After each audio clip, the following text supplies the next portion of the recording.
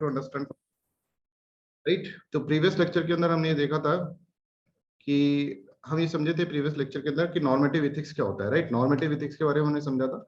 और normative ethics जो था वो ये इसलिए था कि इथिकल डिलेमा ना हो सिस्टम के अंदर। नॉर्मेटिव इथिक्स के अंदर ये था कि आपके जब भी इथिकल डिलेमा हो तो आपको क्या करना चाहिए, what you have to do when you are in the stage of ethical dilemma. जैसे कि अर्जुन इथिकल डिलेमा में थे, डिसीजन मेकिंग प्रॉब्लम थे, तो आपको क्या करना चाहिए। तो यहाँ पर कुछ अप्रोचेस बताई गई है नॉर्मेटिव इथिक्स के अंदर। और there are 3 types of ethics. Deontological ethics, deontological जो कि ड्यूटी बेस्ड एथिक्स था, जिसके अंदर मैंने आपको मींस और एंड की थ्योरी समझाई थी, राइट। जिसके अंदर बहुत सारे एग्जांपल्स के थ्रू आपको ये सब चीजें क्लियर करी थी। और इसमें कहा था कि गांधी जी, ये जो एथिक्स होता है deontological ethics, this are Gandhian ethics, ठीक है। गांधीयन एथिक्स का मतलब क्या है कि अगर आप अपने मींस की अच्छे से टेक केयर करेंगे, अगर आप सही ड्यूटी फॉलो करेंगे, ठीक है, अपनी ड्यूटीज को फॉलो करेंगे अच्छे से, तो you will get what, you will get the benefits और you will get the fruits और you will get the results, ठीक है। ये हमने गांधीयन एथिक्स के अंदर पढ़ा था, राइट। हमने डॉक्टर और पेशेंट का एग्जांपल भी लिया था, जिससे बहुत सारी चीजें क्लियर अपन को हुई थी। इसी तरह से स्टूडेंट और टीचर का एग्जांपल भी हमने इसके अंदर लिया था। और हमने निष्काम कर्म के बारे में पढ़ा था कि निष्काम कर्म क्या होता है। ये हमने खत्म करा था किसको, डियोंटोलॉजिकल एथिक्स को। डियोंटोलॉजिकल एथिक्स के बाद कॉन्स्टिट्यूशनलिज्म और टेलियोलॉजिकल एस्पेक्ट हमने पढ़ा था, और जिसके अंदर इस एग्जांपल से हम समझे थे कि व्हाट इज टेलियोलॉजिकल एथिक्स। और टेलियोलॉजिकल एथिक्स में हमने देखा था कि हमेशा हम किसके ऊपर कंसंट्रेट कर रहे हैं, एंड रिजल्ट के ऊपर। End result matters a lot, that is the approach of teleological ethics. तो whenever there is a problem, ठीक है, whenever there is a ethical dilemma, तो टेलियोलॉजिकल विल से कि साहब एंड रिजल्ट को देखो, एंड रिजल्ट को देखो, एंड रिजल्ट कैसा आ रहा है। और whenever there is a ethical dilemma, deontological ethics बोले एंड रिजल्ट को मत देखो, मीन्स को देखो, तुम्हारे मीन्स को देखो, means should be important, means जो होते हैं वो इथिकल होने चाहिए, एंड तो अपने आप इथिकल हो जाता है। इस तरह से सिस्टम में इसका बोला जाता है, right. I hope this is clear. Anybody has any doubt, you can ask मी। अब जो तीसरा है, तो हमने क्या पढ़ा था, हम बड़ी हेडिंग की बात करें तो हम कह रहे थे डायमेंशन ऑफ एथिक्स, हमारा नाम था टॉपिक का, डायमेंशन ऑफ एथिक्स। और डायमेंशन ऑफ एथिक्स के अंदर सबसे पहले हमने पढ़ा था मेटा एथिक्स। और मेटा एथिक्स के हम ये अंदर ये समझे थे कि Meta ethics is beyond ethics. और इसके अंदर हमने ये समझा था कि 4 चीजें होती, क्यों इंसान एथिकल बनने की कोशिश करता है।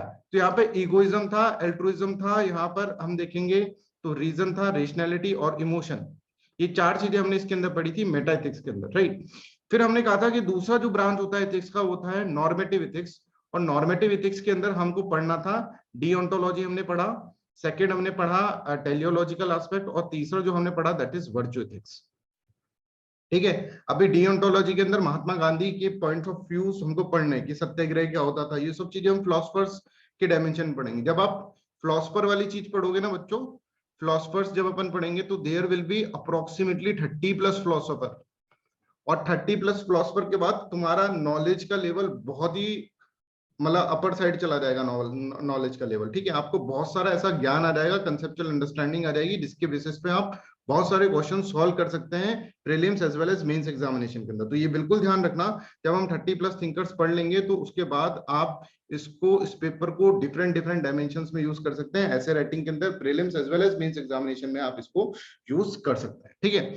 तो वर्चुअल एथिक्स के बारे में अब हमको जो पढ़ना है दैट इज डिओंटोलॉजी के बाद जब हमको पढ़ना है टेलियोलॉजिकल हमने पढ़ लिया, अब हमें पढ़ना है वर्चू एथिक्स। और यहां से आज की अपनी क्लास स्टार्ट होती है, राइट। तो right now we have to deal with the virtue ethics कि वर्चू एथिक्स क्या होते हैं। और ये एक तरह से अगर हम देखें नॉर्मेटिव एथिक्स का पार्ट है, बट आप देखेंगे जैसे डिओंटोलॉजी थे, टेलियोलॉजिकल थे, इससे थोड़ा सा अलग ये वर्चू एथिक्स है, ऑब्वियसली, राइट। अब virtual ethics is something personal, ठीक है, कि इसके अंदर ये देखा जाता है कि सामने वाला जो पर्सन है, मान लीजिए कोई पर्सन है वो कुछ बोल रहा है, तो उस पर भरोसा किया जाए कि नहीं किया जाए, ठीक है। वर्चुअल एथिक्स के अंदर हम क्या कर रहे हैं, हम कह रहे हैं कि सामने वाला जो पर्सन है वो अगर कुछ बोल रहा है तो उस पर भरोसा किया जाए कि नहीं किया जाए, ये है वर्चुअल एथिक्स के अंदर। इसमें इसको अपन क्लियर करते हैं, ठीक है, कि when you are in ethical dilemma कि शुड आई हेल्प हिम और should I help him not, या फिर शुड आई ट्रस्ट हिम और should I trust him not. तो इसको जो बोलते हैं ना दैट इज, ये जब तुम्हारे डिलेमा आता है, एथिकल डिलेमा आता है, ये जो पर्सनल एथिकल डिलेमा आता है तुम्हारे अंदर, इसको हम बोलते हैं वर्चू एथिक्स। इसको सॉल्व करने के लिए वर्चू एथिक्स की एक डायमेंशन हम यूज करेंगे। मतलब whenever you are in a dilemma that सामने जो पर्सन खड़ा है उसको मुझे ट्रस्ट करना चाहिए कि नहीं करना चाहिए, है ना, पहली चीज। या फिर मुझे इसकी बात माननी चाहिए कि नहीं माननी चाहिए, या फिर ऐसा होना चाहिए कि कुछ कह रहा है वो काम हमें करना चाहिए कि नहीं करना चाहिए। ये डिलेमा को दूर करने का तरीका जो होता है वो वर्चू इथिक्स होता है। I hope this is clear कि वर्चू इथिक्स क्या होता है। वर्चू इथिक्स एक एक तरह से क्या है, ये आपको ये बताता है कि जब आपको इथिकल डिलेमा आता है कि सामने वाला जो पर्सन है, उस चीज को मैं मानूं कि नहीं मानूं, उस चीज को मैं करूं कि नहीं करूं, वो जो बोल रहा है उस पर मैं भरोसा करूं कि नहीं करूं, then it is known as what, it is known as virtue ethics will solve the issue. ठीक है, virtue ethics will solve this issue.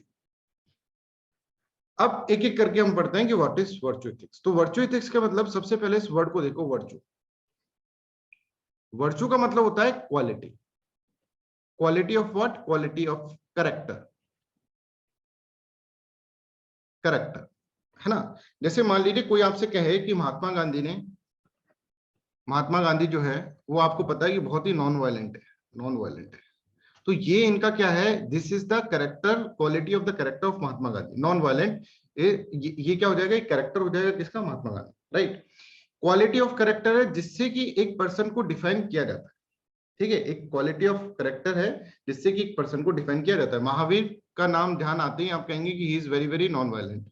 Buddha का ध्यान आते ही बुद्धा के अंदर भी आप कहेंगे he is very very non violent.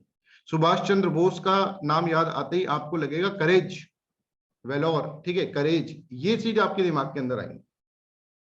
तो ये क्या है, ये इनकी वर्चू है। सुभाष चंद्र बोस के वर्चू ही है, महात्मा गांधी के वर्चू नॉन वायलेंस है। ठीक है, इसी तरह से गौतम बुद्ध के या फिर महावीर के वर्चू क्या है, ये क्या है, ये भी नॉन वायलेंट है। अगर आपको कर्ण का नाम याद आएगा, कर्ण, तो आपको याद आएगा दानवीर। ठीक है, दानवीर। तो ये इसका क्या है, इनका वर्चू है, इनकी क्वालिटी है। Quality of character, quality of Karna, quality of Mahatma Gandhi, quality of Subhash Chandra Bose. तो virtue is a quality of character, कि इनका वर्चू है ये। समझ में आ रहा है कि जिससे कि वो एक पर्टिकुलर डायरेक्शन में काम करते हैं। ठीक है, जैसे हम कहें कर्ण हमेशा दान करेगा। अगर कोई आपसे कहे कि कर्ण से पता है किसी ने दान मांगा और कर्ण ने दान दिया नहीं, तो आप कहेंगे ये गलत है, दिस इज नॉट राइट, कि हो सकता है कि आपने कोई गलती करी हो, आपको देखने में कोई गलती हो गई। आपसे कोई कहे कि महात्मा गांधी ने मर्डर कर दिया, महात्मा गांधी किल्ड समवन, कि महात्मा गांधी किसी ने थप्पड़ मारा और महात्मा गांधी ने उसके पेट में चाकू घुसा दिया, तो आप कहेंगे कि नहीं, क्योंकि आप बिलीव करते हैं महात्मा गांधी के वर्चू पे, इनके वर्चू आपको पता है। महावीर के बारे में अगर कोई बात कहे या फिर गौतम बुद्ध के बारे में ऐसे कोई कहे कि उन्होंने वायलेंस कर दिया, तो that you will not believe. ठीक है, तो वर्चू क्या होता है? वर्चू एक, अगर हम देखें, is a quality of character, a disposition to do what is right in a particular direction, to perform more one of the universal duties. Universal duties को जो होता है that is known as virtue. Virtue का मतलब क्या है? Quality of character किसी भी पर्सन की। जैसे मेरी कुछ वर्चू होंगे, ठीक है, दीप्ति के कुछ वर्चू होंगे, सुचित के कुछ वर्चू होंगे, राइट। इन सबके कुछ ना कुछ वर्चूज होंगे, कि कुछ बेसिक स्ट्रक्चर है इनका। ठीक है, कुछ बेसिक चीजें हैं, तो हम उसको वर्चू बोलते हैं। पहले हम सिर्फ और सिर्फ ये समझ रहे हैं what is virtue, then we will understand what is virtue ethics. ठीक है, तो वर्चू क्या है? Is a quality of character, quality of character है। और इसके अंदर क्या है कि कोई राइट या फिर रॉन्ग कर रहा है, तो वो चीज जो होता है, किसी पर्टिकुलर डायरेक्शन में कोई पर्सन जा रहा है, that is known as what, that is known as virtue. और वर्चू को हम और अच्छे से डिफाइन करें तो it is a habit. Habit बन गई है, वो अब जा नहीं सकती, मतलब आदत जो होती है वो जा नहीं सकती। अगर हम कैरेक्टर बोले तो वर्चू बोले तो ऐसा कैरेक्टर बन गया है कि वो जा नहीं सकता, बेसिक कैरेक्टर बन चुका है क्या, इंडिविजुअल का। ठीक है, जैसे हम कर्ण की बात करेंगे तो कर्ण जो है उसका एक बेसिक हैबिट है कि उसको दान करना ही करना है, नहीं करेगा तो परेशान हो जाएगा। ठीक है, एक हैबिट बन चुका है। तो virtue is a habit of action, कि वो जो होगा उस किसी भी कंडीशन में इस चीज को करेगा ही करेगा वो पर्सन। ठीक है, तो हम अगर इसके अंदर बात करें, virtue is also habit of action corresponding to the quality of a character, कि करेक्टर की हैबिट बन चुका है वो चीज, that is known as what, that is known as virtue. ठीक है, अब वर्चू क्या होता है, वर्चू इथिक्स क्या होता है? वर्चू तो हम समझ गए सर, वर्चू तो समझ गए कि क्या होता है, पर वर्चू इथिक्स क्या होता है? वर्चू इथिक्स का मतलब ये है कि मान लीजिए कोई एक पर्सन है, ठीक है, अगर वो पर्सन गुड है, इसके अंदर एक अजम्पशन लेके चलते हैं, वर्चू इथिक्स के अंदर एक अजम्पशन लेकर चलते हैं। क्या अजम्पशन लेकर चल रहे हैं? If a person is having good virtue, if a person is a very good person, ठीक है, एक पर्सन है जो कि बहुत गुड है, गुड पर्सन है, तो उसके सारे actions, all of his actions will be good. मतलब इसके अंदर हम क्या कर रहे हैं, हम एक अजम्पशन लेकर चल रहे हैं कि अगर एक पर्सन वर्चुअस है तो वो जो करेगा ना हमेशा सही करेगा। जैसे कि अगर गांधी जी नॉन वायलेंस को फॉलो करते हैं, तो वो कभी भी किसी का मर्डर नहीं कर सकते, है ना। ये इसके अंदर पर्टिकुलर अजम्पशन हम लेकर चलते हैं कि यहां पर अल्टीमेटली ये माना जाता है कि एक पर्सन अच्छा है ना, तो वो अच्छे ही काम करेगा। वर्च्यू एथिक्स में ये बोला जाता है कि आप हमेशा ये देखो, जो पर्सन अच्छा है, जो अगर एक पर्सन का वर्च्यू कुछ है तो वो उसके अकॉर्डिंग ही काम करेगा। अगर एक पर्सन बैड है तो वो बैड ही काम करेगा, कि दुर्योधन हमेशा बुरा ही सोचेगा, दुर्योधन किसी का भला कर दे, ऐसा आप कभी भी बिलीव नहीं कर सकते। ऐसे वर्च्यू एथिक्स के अंदर ये अजम्पशन है। वर्च्यू एथिक्स हमेशा बोलेगा अगर मान लीजिए महात्मा गांधी सही में किसी का मर्डर कर देना, फिर भी according to virtue ethics you can not believe that Mahatma Gandhi is murder someone. मतलब it is based on the person rather than his action. उसकी एक्शन की जगह उस पर्सन के ऊपर डिपेंडेंट है। यहाँ पे पर्सन को ऐसा माना जाता है, अगर एक पर्सन का वर्च्यू एक बार उसने अडॉप्ट कर लिया तो हमेशा उस वर्च्यू को रखेगा, कभी भी उस वर्च्यू को छोड़ेगा नहीं। जैसे एक पर्सन मान लीजिए ऑनेस्ट है, तो अगर ऑनेस्टी उसकी वर्च्यू है, तो वो अगर आपको पता है कि इसका वर्च्यू ऑनेस्टी है, तो ये करप्ट कभी हो ही नहीं सकता किसी भी कंडीशन के अंदर। वर्च्यू एथिक्स के अंदर ये एक बेसिक अजम्पशन लगता है। क्या लगता है ये समझो। According to this approach a virtuous person always does the right thing. Approach ये नहीं, डियोंटोलॉजी भी एक अप्रोच थी कि इथिकल डिलेमा में फंस गए तो क्या करें। टेलियोलॉजिकल भी एक अप्रोच थी कि इथिकल डिलेमा में फंस गए क्या करें। यहाँ पे इथिकल डिलेमा एक पर्सन से रिलेटेड है बस। तो अब एक पर्सन के सामने अपन फंस गए, ठीक है, कि आप सोच रहे हैं कि ये ऐसा है कि ऐसा है, तो आप इसके वर्च्यू पे जाए। ये डिलेमा आपका वर्च्यू एथिक्स इस तरह से दूर करता है कि आप एक पर्सन के वर्च्यू के ऊपर जाए। If you are a good person all your action shall be good. अगर गुड पर्सन हो तो सारे एक्शन तुम्हारे गुड ही होंगे। और if you are a bad person your action can not be good. अगर कोई बैड पर्सन अगर कोई अच्छा काम भी कर देगा ना, तो उसको माना नहीं जाएगा। ये वर्च्यू एथिक्स का क्राइटेरिया है। मतलब this is a not the good criteria, ठीक है, ये कोई गुड क्राइटेरिया नहीं है। इसके कारण बहुत सारी हिस्टोरिकल मिस्टेक्स भी हुई है लोगों से, ठीक है, लोगों ने लोगों को पहचानने में बहुत गलती करी है, राइट। बट आप देखेंगे वर्च्यू एथिक्स के अंदर जो है, आप ये समझेंगे वर्च्यू एथिक्स के अंदर कि यहाँ पर अगर एक पर्सन गुड पर्सन है तो उसके सारे एक्शंस गुड होंगे, ये बोल रहा है, एक अजम्पशन लेकर चल रहा है। अगर एक पर्सन बैड पर्सन है तो उसके सारे एक्शन बैड होंगे, ये इसके अंदर एक अजम्पशन लेकर चल रहा है। अब देखो एक एक करके एग्जांपल अपन करते हैं कि मान लीजिए जैसे मैं एक फैमिली की बात करता हूँ, ठीक है। फैमिली के अंदर क्या होता है, एक दो भाई हैं, एक छोटा भाई है और एक बड़ा भाई है ना। सिर्फ एग्जाम्पल तुमको समझाने के लिए यूज कर रहा हूँ, है ना। अब मान लो बड़ा भाई जो है उसका कैरेक्टर ऐसा है कि ही is very very silent one, silent सा रहता है, ठीक है, कुछ शैतानी नहीं करता, ये is a very good behaviour, है ना। सब लोग जो है ना इसकी तारीफ करते हैं, राइट, गुड बिहेवियर है इसका, और ये कभी किसी का बुरा नहीं कर सकता, ऐसा इसका मानते हैं कि भाई हमारा बड़ा वाला लड़का तो बहुत ही सीधा है, ठीक है। एक छोटा भाई है, इसको बोलते हैं कि इससे ज्यादा खुराफाती कोई है ही नहीं, बहुत ही ज्यादा खुराफात इसके अंदर बढ़ी है, ठीक है। ही इज वेरी कनिंग, बहुत कनिंग है, चालाक आदमी, राइट। और इसका बिहेवियर तो छोड़ो, ये तो मारता है बच्चों, कोई और दिख जाता है ना उसको मार मार के, बच्चों इससे छोटे वालों को तो बहुत मारता है। इस तरह के दो भाई हैं, राइट।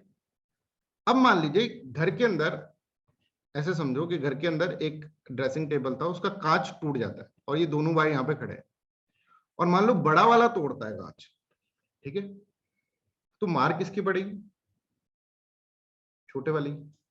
समझ में आ रहा है, मार हमेशा छोटे वाले की पड़ेगी, कोई मानेगा ही नहीं। अगर ये बड़ा वाला बोल देगा मैंने नहीं तोड़ा, तो सबको लगेगा हाँ भाई इसने ही करा है, इसने ही करा है। क्योंकि यहाँ पे जो डिसीजन मेकिंग हो रही है वो किसके बेसिस पे हो रही है, वर्च्यू एथिक्स के बेसिस पे, कि if a person is bad he will always act as a bad. और यहाँ पे अगर ये हमारा बड़ा वाला लड़का तो ऐसी हरकत कर ही नहीं सकता, होता है फैमिली के अंदर, right. If a person is good he will always be good, इस तरह से। तो ये जो चीज होती है ना, that is known as what, that is known as virtue ethics. ये वर्च्यू एथिक्स है। वर्च्यू एथिक्स में ये माना जाता है कि अगर पर्सन सही है ना, अगर पर्सन सही है, गुड एट वर्च्यू, तो वो हमेशा उसके एक्शन सही रहेंगे। और अगर पर्सन बैड है तो हमेशा उसके एक्शन जो होंगे ना वो बैड रहेंगे, कभी भी उसके एक्शन सही नहीं हो सकते। यहाँ पे छोटे भाई ने नहीं तोड़ा था कांच, फिर भी गलती किसकी मानी जाएगी, छोटे भाई की, क्योंकि फैमिली किस तरह से डिसीजन ले रही है, वर्चू एथिक्स। तो यहाँ पे फैमिली डिलेमा में आगे बड़ा भाई बोल रहा है मैंने भी नहीं तोड़ा, छोटा भाई बोल रहा है मैंने भी नहीं तोड़ा, पर पिटाई छोटे की पड़ेगी, तोड़ा चाहे बड़े ने हो।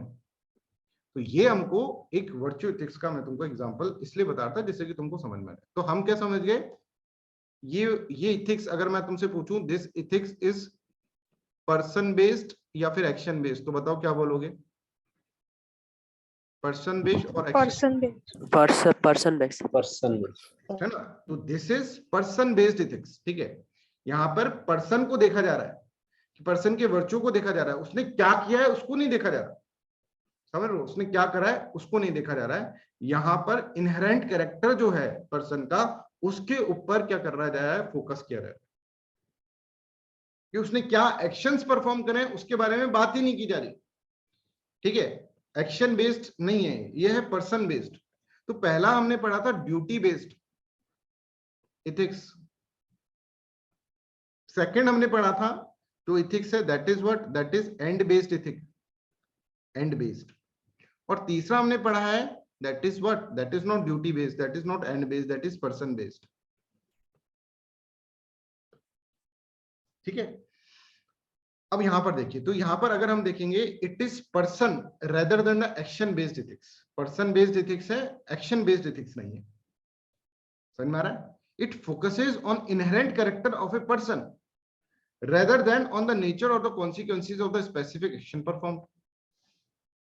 स्पेसिफिक एक्शन की बजाय यहां पर क्या देखा जा रहा है, यहां पर देखा जा रहा है इनहेरेंट कैरेक्टर क्या है पर्सन का, ये देखा जा रहा है, उसके एक्शंस को बात नहीं करी जा रही।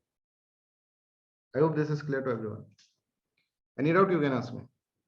तो यहाँ पे वर्चू इथिक्स के अंदर this is normative ethics, normative ethics मतलब यहाँ पे भी हम डिसीज डिलेमा में थे, हमको डिसीजन में, मम्मी डिलेमा में थी, छोटे ने तोड़ा है कि बड़े ने तोड़ा है, डिलेमा एकदम से दूर हो गया, छोटे ने ही तोड़ा होगा और उसको पीट दिया।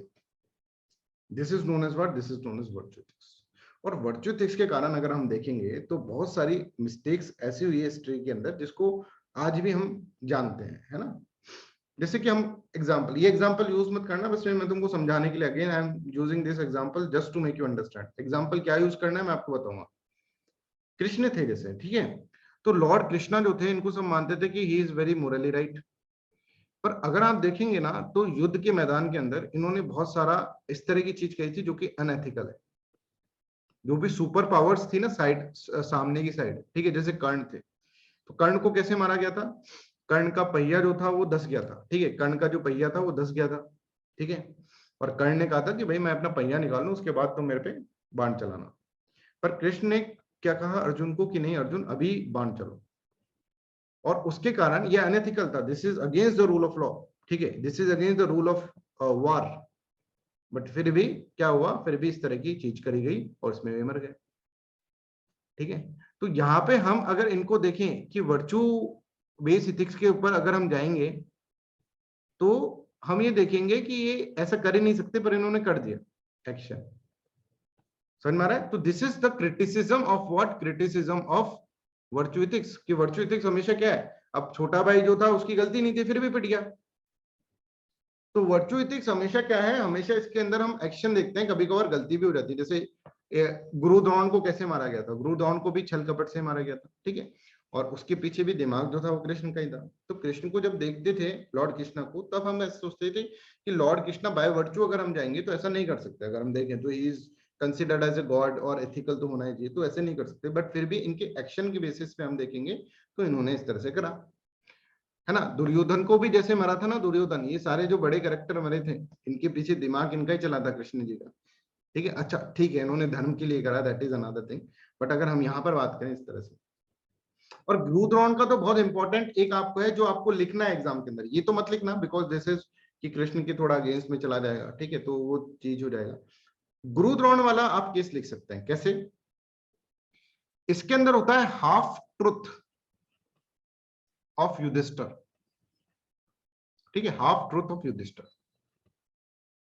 अच्छा कैसे मारा था गुरु द्रोण को, कैसे मारा गया था कोई बताएगा, हाफ ट्रुथ थ्योरी पता है युधिष्ठिर वाली, anybody in the class? Sir वो हाथी का नाम रख देते हैं अश्वत्थामा और फिर बोल देते हैं अश्वत्थामा मारा गया। Very good. देखो हुआ क्या कि युधिष्ठिर जो है, ठीक है, और ये सारे लोग, भीम लोग, युधिष्ठिर, ठीक है, कर्ण, वो सॉरी अर्जुन, ये सब मिलकर डिस्कस कर रहे थे कि भाई करे कैसे, ये गुरु द्रोण तो रुक नहीं रहे, गुरु द्रोण तो जो सामने आ रहा है ना उसको मारे जा रहे हैं, अब क्या करें, ऐसे तो हार जाएंगे। तो यहाँ पे भी एक कृष्ण ने एक आइडिया दिया, कृष्ण ने एक आइडिया दिया कि एक्चुअल में गुरु द्रोण को सबसे ज्यादा मोह जो है ना वो अपने बेटे से, और इनका बेटे का नाम था अश्वत्थामा, ये आप लिख सकते हैं अश्वत्थामा, है ना, ये वर्चू एथिक्स के अंदर लिखते सकते हैं, क्रिटिसिज्म के अंदर वर्चू एथिक्स के। तो अश्वत्थामा वाज द पर्सन, ठीक है, और उसके साथ इनका बहुत ज्यादा मोह था। तो कृष्ण ने बोला अगर इनको ऐसा पता चल जाए ना कि अश्वत्थामा मर गया, तो ये सब कुछ युद्ध बुद्ध छोड़कर इनकी भी जीने की इच्छा खत्म हो जाएगी। अब अश्वत्थामा कैसे मरे, अश्वत्थामा तो अमर है, वो कैसे मरे, ठीक है, अश्वत्थामा तो ऐसा माना जाता है कि आज के जमाने में भी। तो कृष्ण ने कहा कि यार एक काम करते हैं कि भीम एक हाथी है, उसका नाम है अश्वत्थामा, ठीक है, एक हाथी है, उसका नाम क्या है, उसका नाम है अश्वत्थामा, ये हाथी कंसिडर करो उसको, राइट, ये हाथी है, इसका नाम अश्वत्थामा है, तुम उसको मार दो, और फिर गुरु द्रोण से बोल देना कि मैंने अश्वत्थामा को मार दिया, ठीक है। अब हुआ क्या, भीम ने अश्वत्थामा को मारा, और भीम चिल्लाने लग गया अश्वत्थामा को मार दिया, मैंने अश्वत्थामा को मार दिया, और गुरु द्रोण कहेंगे कि भैया मैं तेरे पे विश्वास ही नहीं करूंगा। बोले अरे तुम ये वर्चू एथिक्स को फॉलो कर रहे हैं। गुरु द्रोण बोलेंगे भीम से कि अरे हम तुम पे विश्वास ही नहीं करते, तुम तो ऐसे फेंक रहे हो, तुमको विश्वास करने लोग योग्य हो क्या, अरे मैं तुम्हारा गुरु हूं, मेरे से झूठ बोलोगे।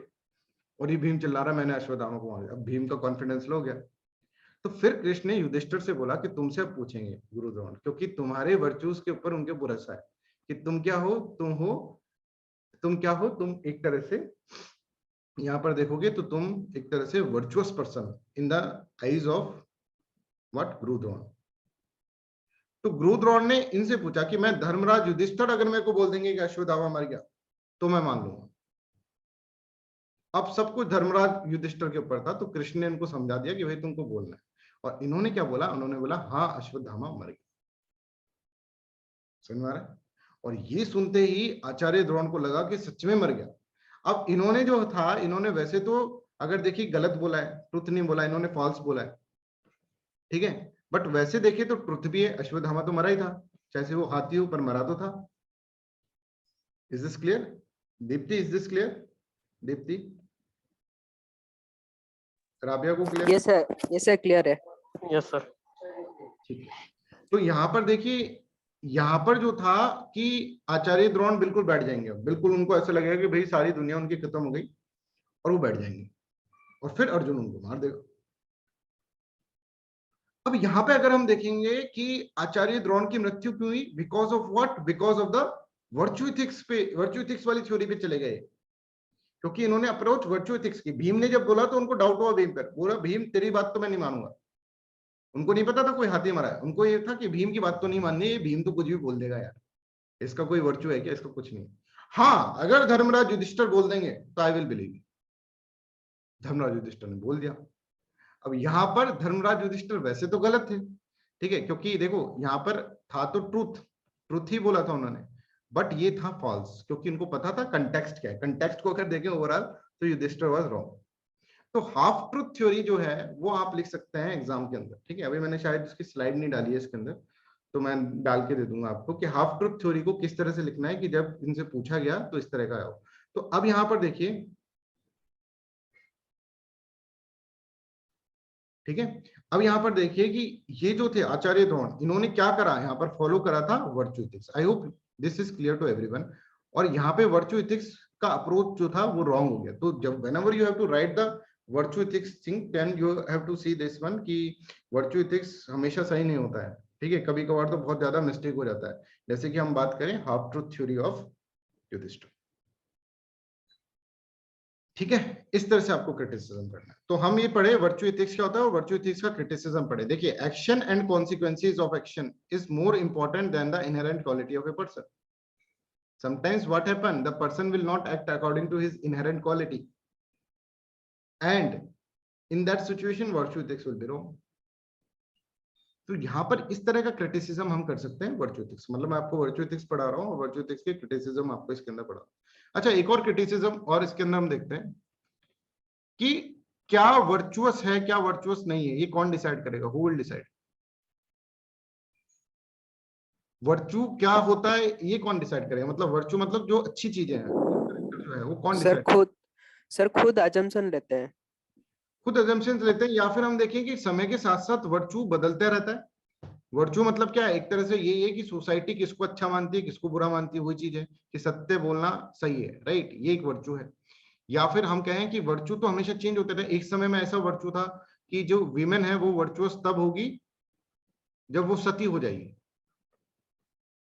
है ना। वर्चुअस किसको माना जा रहा था उस वक्त? जो सती हो जाएगी, जो हमेशा पति की क्या करेगी? पति की सेवा करेगी। तो पति की सेवा करने वाली वीमेन को ऐसे बोलते थे, देखो कितनी वर्चुअस वीमेन है, ठीक है। पति की सेवा करने वाली वीमेन को बोला जाता कितनी, जो सती हो जाती थी उनके पूरे परिवार को रेस्पेक्ट दिया जाता था कि देखो इनकी बेटी ने इनका नाम रोशन कर दिया, जैसे कोई कल्पना चावला टाइप की बन गई, ठीक है, सती करके। तो ये जो था ना वर्चू, वर्चू हमेशा बदलता रहता है, इट कीप्स ऑन चेंजिंग। कि वर्चुअस क्या है ये हमेशा बदलता रहता है। आज जो चीज वर्चुअस है वो हो सकता है कल वर्चुअस ना रहे।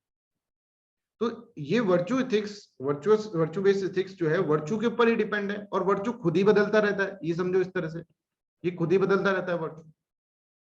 तो इसका मतलब इस इथिक्स पे तो कभी भरोसा नहीं किया जा सकता, ठीक है। तो हम अगर ऐसा मान लें कि जिसने सती करी है, ठीक है, उसकी फैमिली अच्छी है, तो ये तो गलत हो जाएगा। आज के जमाने में गलत है। पहले ऐसे देखा जाता था, अरे इसकी बेटी ने तो सती करा है, ये चोरी थोड़ी ना कर सकता है। पर आज के जमाने में तो वो गलत हो जाएगा। समझ में आ रहा है? तो वर्चुअस जो है ना वो बहुत सब्जेक्टिव होता है, और जैसे दीप्ति ने बोला कि हम अपने हिसाब से ले लेते हैं कि भाई ये सही है ये गलत है, बहुत सब्जेक्टिव होते हैं और कीप चेंजिंग विद टाइम। तो उसके बेसिस पे डिसीजन लेना, दैट इज नॉट राइट। जैसे युधिष्ठिर को अगर कोई क्रिटिसाइज करे, दुर्योधन गए कि यार युधिष्ठिर तुमको शर्म नहीं आता है, तो हमने आपको धर्मराज बोलते हो और तुमने झूठ बोल दिया। तो युधिष्ठिर अपने हिसाब से कैसे बोलेगा? देखो युधिष्ठिर कैसे बोल रहा है, युधिष्ठिर बोल रहा है कि भाई मैंने कोई झूठ नहीं बोला, एक्चुअल में अश्वत्थामा मरे थे, और है ना ये सब मैं धर्म के लिए ही कर रहा हूँ क्योंकि I am on the right side. तो उसने अपने आप से वर्च्यू बना लिया एक। समझ में आ रहा है? अपने आप से वर्च्यू बना। ऐसे मेरा एक फ्रेंड है, ठीक है, वो हमेशा कोई भी चीज होती है ना तो उसको इथिकल कर देता है, ठीक है। अगर मान लीजिए वो कुछ अनइथिकल भी कर रहा है तो अपने वर्च्यू खुद बना लेता है, राइट। कि हम अपने वर्च्यू क्या होते हैं खुद ही बना लेते हैं और सोचते हैं कि भाई, तो virtue based ethics is very very what is very very, कि भाई उसके अंदर बहुत ही ज्यादा धोखा हो सकता है, डिसेप्टिव है। ये आपको एक इसका क्या करना है, इसका एक क्रिटिसिज्म मिलता है। I hope everything is clear, ठीक है। देखो एग्जांपल्स के साथ जब पढ़ाते हैं ना, अगर मैं तुमको बिना एग्जांपल के पढ़ाता, सोच कर देखो एक बार कि अगर मैं अभी तक जो भी क्लासेस आपकी ले रहा हूँ, ठीक है, 3 क्लासेस में बिना एग्जांपल पढ़ाता, आपको एक चीज समझ में नहीं आती, इतना कॉम्प्लेक्स सब्जेक्ट है। पर जब when we are dealing with the example ना, तो एकदम से क्रिस्टल क्लियर चीजें हो जाती हैं, क्योंकि ये थॉट है भाई। थॉट को आप रट के या फिर वैसे नहीं समझा सकते, ठीक है, आपको एग्जांपल के थ्रू ही समझाना पड़ेगा, ठीक है। तो यहाँ पर I hope this is clear to everyone, यहाँ पर ये आपको समझ में आ रहा होगा। तो क्रिटिसिज्म में देखिए, virtuous are subjective and keep changing with time. A virtuous woman in ancient times implies that one who is quite servile मतलब जो पति की सेवा करती रहे, और प्रोडक्टिव मतलब जो बच्चा पैदा कर सके, ठीक है, बांझ ना हो, उसको सही माना जाता था। और जो नहीं कर पा रही है उसको ऐसा माना जाता था, चाहे पति की गलती हो, उसको ऐसा माना जाता था कि विमेन वर्चुअस विमेन नहीं। पर आज के जमाने में तो ऐसा नहीं माना जाता, ठीक है। तो ये एक वन ऑफ द क्रिटिसिज्म है किसका? Virtuous. Action and consequences of action is more important than the inherent quality of a person. That is important कि एक्शन जो होगा वो पर्सन जो करेगा, कल को गांधी जी हत्या कर दे और तुम कहे नहीं नहीं गांधी जी को तो कुछ नहीं कह सकते, गांधी जी ने करी नहीं हत्या, कर ही नहीं सकते गांधी जी, है ना। तो उनके एक्शन पे जाओ ना भाई, क्या करा है उसने, ठीक है। अपन उनके वर्च्यू पे जाओगे, इनहेरेंट क्वालिटी पे, तो इनहेरेंट क्वालिटी तो चेंज भी हो सकती है पर्सन की, ऐसा नहीं कि नहीं हो सकती, ठीक है। मान लीजिए महात्मा गांधी के पास 100 लोग आ गए उनको मारने के लिए। अब महात्मा गांधी क्या करते? बचते तो एक दो को मारना पड़ गया महात्मा गांधी को। आप बोल रहे नहीं नहीं महात्मा गांधी तो नहीं मार सकते। तो इनहेरेंट क्वालिटी तो चेंज होती रहती है, राइट। दूसरा कि यहाँ पे वर्चू एथिक्स के अंदर ये बताया जाता है कि ये पर्सन सही है, ये पर्सन गलत है, पर ये नहीं बताया जाता कि क्या करना चाहिए हमें, क्या करना चाहिए हमें नहीं बताया जाता, ठीक है। जैसे भाई हम बात करें डिओन्टोलॉजी में, तो गांधी बोलेंगे कि भाई नॉन वायलेंस नहीं करना चाहिए, ठीक है। कैटेगोरिकल इंपेरेटिव्स के अंदर इमैनुअल कांट बताएंगे क्या करना चाहिए क्या नहीं करना चाहिए। जॉन बेंथम बनाएंगे कॉन्स्टिट्यूशनलिज्म के अंदर greatest happiness for greatest number, ये क्या होता है वो बताएंगे, राइट। तो ये सब चीजें तो बताएंगे वो लोग। पर यहाँ पे virtue ethics not only deals कि बस इसके अंदर क्या होता है, इसके अंदर यही बताया जाता है कि भाई क्या राइट है और क्या राइट है, यही इसके अंदर बताया जाता है, राइट। तो ये है वर्च्यू एथिक्स के बारे में। Is this clear? ये वर्च्यू एथिक्स के बारे में अपन ने इसके अंदर पढ़ा। तो अभी हम बड़ी पिक्चर देखें एक बार वापस से, जिससे कि आपके दिमाग में सेट हो जाए। बार बार रिवाइज इसलिए कराया जाता है कि हमने ये पढ़ा कि what are the dimension of ethics हम पढ़ रहे हैं, ठीक है। डायमेंशन ऑफ एथिक्स, इसके अंदर सबसे पहला मेटा एथिक्स। अब तो बिल्कुल रट गया होगा तुमको, मेटा एथिक्स के अंदर 4 चीजें हैं। यस सर, सर बार बार क्यों कर रहे हैं, जिससे कि तुम भूलो नहीं, है ना। मैं तुमको इतनी बार रिवीजन, पहला चीज क्या है सर, पहला चीज मेटा एथिक्स के अंदर जल्दी से बताओ सभी बच्चे एक साथ बोले, पहला चीज क्या है? अल्ट्रुइज्म, इगोइज्म, इगोइज्म, है ना। अल्ट्रुइज्म, इमोशन, और चौथा है रीजन। रीजन। ठीक है। इनके बेसिस पे हमने, दूसरा हमने पढ़ा कि भाई नॉर्मेटिव एथिक्स है सर। नॉर्मेटिव एथिक्स के अंदर whenever there is ethical dilemma, decision making में जब भी प्रॉब्लम हो रही है तो क्या करे क्या ना करे, ठीक है, जैसे अर्जुन को आ रही थी, तो हम नॉर्मेटिव एथिक्स को लेकर आते हैं और normative ethics deals with our ethical dilemma. और इसके अंदर नॉर्मेटिव एथिक्स के अंदर हम बात करेंगे तो पहला जो पॉइंट होगा नॉर्मेटिव एथिक्स के अंदर, दैट इज डियोंटोलॉजिकल एथिक्स। सेकंड होगा टेलियोलॉजिकल और कॉन्स्टिट्यूशनलिज्म, और तीसरा जो होगा दैट इज वर्च्यू एथिक्स। इसके अंदर ठीक है। Any doubt in this one you can. अब ये चीज जो है ना, ये अभी मैंने बनाई है, ये तुम्हारे दिमाग में बननी चाहिए। मतलब मैं तुमको रात को 1 बजे उठाऊं ऐसे हिलाकर कि बताओ डायमेंशन ऑफ एथिक्स, तो ऐसा कैसे तुमको बताना चाहिए, तब जाकर ये चीज कॉपी में उतरेगी। तो अब सोच लो कितनी बार रिवीजन तुमको करना पड़ेगा इसके लिए, ठीक है। Revision is very much required, है ना। और जब हम आंसर राइटिंग करेंगे तो इन सभी टॉपिक्स को एक एक बार में तुम्हारे हाथ से लिखवा दूंगा, ठीक है। तो वो भी तुम्हारा फिर वो क्लियर हो जाएगा। देखो एथिक्स का ये जो सब्जेक्ट पढ़ रहे हैं ना, इसके बाद आपको कोई भी प्रॉब्लम नहीं रहेगी पूरे एथिक्स के पेपर के अंदर, ठीक है। इतनी बार लिख चुके होंगे आप, इतनी बार आपको मैं रिवाइज करवा दूंगा, इतनी बार खुद रिवाइज कर गए होंगे, इतने सारे फिलोसफर्स पढ़ गए होंगे, गवर्नेंस के कितने टॉपिक, राइट टू इंफॉर्मेशन से लेकर सिटीजन चार्टर से लेकर अकाउंटेबिलिटी ट्रांसपेरेंसी, गवर्नेंस वाले तो सारे टॉपिक ऑलमोस्ट मैं कंप्लीट करवा दूंगा तुम्हारे पॉलिटी के अंदर जो पेपर सेकंड के अंदर गवर्नेंस आता है। क्योंकि जब मैं पढ़ाऊंगा तो सिर्फ एथिक्स के पर्सपेक्टिव से नहीं पढ़ाऊंगा, सब कुछ पढ़ाऊंगा, तो वो वाला पार्ट आपका कवर हो जाएगा। फिर ये जो साइकोलॉजिकल पार्ट है, ठीक है, ये भी बहुत इंपॉर्टेंट है, बहुत जगह अपन यूज कर सकते हैं, धीरे धीरे आपको पता चलेगा जब अपन पढ़ेंगे। तो वो सब चीजें आपकी कवर होती जाएंगी, राइट। तो कहने का मतलब ये है कि आप बस रेगुलर क्लास अटेंड करें, जो आपको असाइनमेंट दिया जा रहा है वो असाइनमेंट करें, ठीक है। कभी भी जी ना चुराएं, है ना, कि ऐसा नहीं करें कि सर आज क्लास लेने का मूड नहीं, आज लाइव क्लास नहीं लें, रिकॉर्डेड तो मिलती है, रिकॉर्डेड देख लेंगे। जब तक बहुत ज्यादा इमरजेंसी ना हो, ठीक है, बहुत ज्यादा इमरजेंसी ना हो तब तक रिकॉर्डेड क्लास ना देखें। कंसंट्रेट करें कि भाई आप किसी भी तरह से लाइव क्लासेस के ऊपर ही जाएंगे, ठीक है। तो अभी हम एक है ना वर्च्यू एथिक्स पढ़ रहे हैं ना, तो वर्च्यू एथिक्स से डायरेक्टली लिंक तो नहीं कर रहा है ये, ठीक है, बट फिर भी हम एक थॉट पढ़ रहे हैं, that is known as Plato का थॉट, प्लेटोस थॉट। तो right now we are dealing with the Plato हम पढ़ रहे हैं, राइट। तो प्लेटो जो है ना, इनका थॉट जो होगा, जो हमको एथिक्स के अंदर यूज करना है, वो प्लेटो का थॉट एक तरह से प्लेटो इस तरह से बोलते हैं कि जो पर्सन का जो वर्च्यू है ना, उसको उसके हिसाब से काम करना चाहिए, ठीक है। पर्सन का जो वर्च्यू है उसके हिसाब से उनको काम करना चाहिए। प्लेटो जो है वो फिलोसफर कहाँ के हैं, ग्रीक के फिलोसफर है।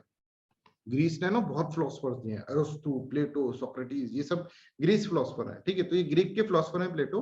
और प्लेटो कह रहे हैं कि इंसान को, एक प्लेटो का एक थॉट है कि इंसान को क्या करना चाहिए, जो उसका वर्च्यू हो ना उसके बेसिस पे काम करना चाहिए। ये मैं तुमको शॉर्ट के अंदर बता रहा हूँ, ये पूरा का पूरा अपन इसके अंदर पढ़ेंगे आने वाले समय में, ठीक है, अभी आज की क्लास के अंदर। तो ग्रीक फिलोसफर है जो इस तरह से बोल रहे हैं। इसके पीछे की कहानी है, पर कहानी जानना जरूरी नहीं है, क्यों ये इस तरह से बोल रहे हैं इसकी कहानी जानना जरूरी नहीं है हमको। ये है कि वर्च्यू एथिक्स जो है उसका एक फिलोसफर हम पढ़ रहे हैं, दैट इज प्लेटो। और प्लेटो बोलते हैं जिसका जो वर्च्यू होना वैसा ही काम उसको करना चाहिए। वर्च्यू एथिक्स क्या बोलता है कि if a person is good at something, then if a person is good then his action will be good, है ना। अगर एक पर्सन अच्छा है तो उसके एक्शन भी अच्छे होंगे। ये भी ऐसे बोलता है कि if a person have a particular virtue, अगर इस पर्सन के अंदर पर्टिकुलर वर्च्यू है तो उसको काम भी वही वाले करने चाहिए। ऐसा नहीं कि तुम में राजा बनने का गुण था और तुम चपरासी बनकर डोल रहे हो, ऐसा नहीं होना चाहिए। और जिसका चपरासी बनने का था वो राजा बन के रखे, भाई काम दोनों ही गलत नहीं है, पर जिसका जो काम है वो उसको करना चाहिए, ऐसा प्लेटो बोलते हैं। अच्छा, ये जो प्लेटो को थॉट मैं आपको पढ़ा रहा हूँ, ये आपको पहले से भी पढ़ा होगा आपने, पर इतना क्लियरिटी के अंदर नहीं होगा आपके, राइट। प्लेटो आपने अगर एथिक्स पहले पढ़ा होगा कभी, तो प्लेटो तो पढ़ ही लिए होंगे, है ना। ये तो बेसिक फिलोसफर है, इनको तो पढ़ना है होता है, तो प्लेटो पढ़ लिए होंगे। बट मैं यहाँ पर तुमको इसलिए बता रहा हूँ कि एक स्टार्ट कर दे हम फिलोसफर्स को किस तरह से पढ़ेंगे, ये चीज मैं आपको बता दूं, राइट। तो प्लेटो ऐसे बोल रहे हैं कि जिसका जो वर्चू होगा ना, उसको वैसे ही काम करना चाहिए, जिसका काम उसी को भावे, राइट। ऐसा नहीं कि भाई चपड़ासी जो है वो राजा बनकर बैठा है, या फिर एक 1.5 पसली का आदमी है वो सोल्जर बनना चाह रहा है, जिसके अंदर करेज नहीं है वो सोल्जर बनना चाह रहा है, ऐसा नहीं होना चाहिए, ठीक है। भाई पतले आदमी के अंदर भी करेज हो सकता है ना, पर वो जिसके अंदर करेज नहीं है वो सोल्जर बनना चाह रहा है, that should not be the. जिसके अंदर बुद्धि नहीं है वो राजा बन के बैठा है, ऐसा नहीं होना चाहिए। वो कोई मंद बुद्धि को राजा बना दिया मान लीजिए आपने, ऐसा नहीं होना चाहिए। तो प्लेटो ने ऐसे बोला, प्लेटो अपनी थ्योरी बनाते हैं और प्लेटो ऐसे बोलते हैं, देखिए एक इंसान के अंदर, अब ये भी अजम्पशन है, अजम्पशन चल रहा है प्लेटो का, कि एक इंसान के अंदर 3 जो होते हैं, 3 जो होते हैं उसके अंदर एक तरह से ट्रेड्स होते हैं, ठीक है। 3 ट्रेड्स होते हैं इंसान, हर इंसान के अंदर 3 ट्रेड्स आपको मिलेगी। पहला क्या मिलेगा? नॉलेज, नॉलेज का ट्रेड। दूसरा मिलेगा इमोशन का ट्रेड, और तीसरा मिलेगा एपेटाइट। अभी सब मैं तुमको समझा दूंगा, है ना, अभी बस सुनते जाओ। कि एक कोई भी इंसान होगा, जैसे दीप्ति है या फिर उज्ज्वला है या सुचित है, याकूब है, सबके अंदर नॉलेज होगा, ये नॉलेज का ट्रेट होगा, इमोशन होगा और एपेटाइट होगा। ये 3 ट्रेट सबके अंदर प्रेजेंट है, मेरे अंदर, तुम्हारे अंदर, जो भी क्लास के अंदर बैठा है, जो भी संसार में प्रेजेंट है। According to Plato these 3 traits are there in a person. कोई भी एक पर्सन है उसके अंदर ये 3 ट्रेट्स हैं, knowledge, emotion and appetite. Knowledge का मतलब आपको समझा देंगे अभी, इमोशन का मतलब भी और एपेटाइट का मतलब भी समझा देंगे, राइट। नॉलेज का मतलब क्या है ये समझते हैं, एक एक करके हम समझते हैं नॉलेज का मतलब क्या है। देखो, नॉलेज प्लेटो ऐसे मानता है कि नॉलेज का मतलब ये नहीं कि आप मान लीजिए बहुत ज्यादा डिग्रीज है आपके पास, डिग्री होल्डर, या फिर एकेडमिक नॉलेज आपके पास, नहीं। अप्रोप्रिएट सिचुएशन में किस तरह से आप काम कर रहे हैं, that is known as knowledge, ठीक है। आप किस तरह से एक सिचुएशन के अंदर, किस तरह से आप उस सिचुएशन को हैंडल कर लेते हैं, और क्या उस सिचुएशन के हिसाब से आप एक्शन लेते हैं, that is known as knowledge. Knowledge मतलब ऐसा नहीं है ज्ञान का भंडार आ गया आपके पास, नहीं। नॉलेज का मतलब कि एक पर्टिकुलर सिचुएशन है आपके सामने, कितने अच्छे से आप चीजों को हैंडल करते हैं, उसको नॉलेज बोला जाता है। जैसे एक गांव का आदमी जो हो, कभी स्कूल नहीं गया हो, वो भी बहुत अच्छा नॉलेजियस पर्सन हो सकता है, उसके अंदर भी विजडम हो सकती है। कि नॉलेज का आगे चलकर देखेंगे, नॉलेज का जो बिफिटिंग वर्च्यू है वो विजडम है ना। नॉलेज जो है, इसका मतलब ये नहीं है कि आप क्या कर रहे हैं, आप इस तरह से ना समझे नॉलेज को, कि नॉलेज का मतलब ये है कि सर हमने डिग्री होल्डिंग कर ली, कि बीटेक कर ली, फिर एमटेक कर ली, फिर हमने पीएचडी कर ली, ये नॉलेज नहीं है।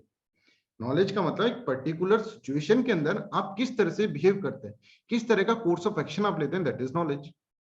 जैसे कि एग्जाम्पल सुनो, अब एग्जाम्पल सुनो, जो जैसा एग्जाम्पल है, पर है ना, ये अपन समझ सकते हैं इसके अंदर नॉलेज का मतलब क्या होता है। एक बार एक आदमी था, ठीक है, उसने बहुत सारी गीता का ज्ञान और ये सब चीजें ले ली, ठीक है, गीता का ज्ञान अपने अंदर बिल्कुल समा लिया, ठीक है, हर जगह भाषणबाजी करता था, राइट। उसका एक बहुत अच्छा फ्रेंड था, राइट। उस फ्रेंड के जो थे ना, फादर की डेथ हो गई, फादर की डेथ हो गई।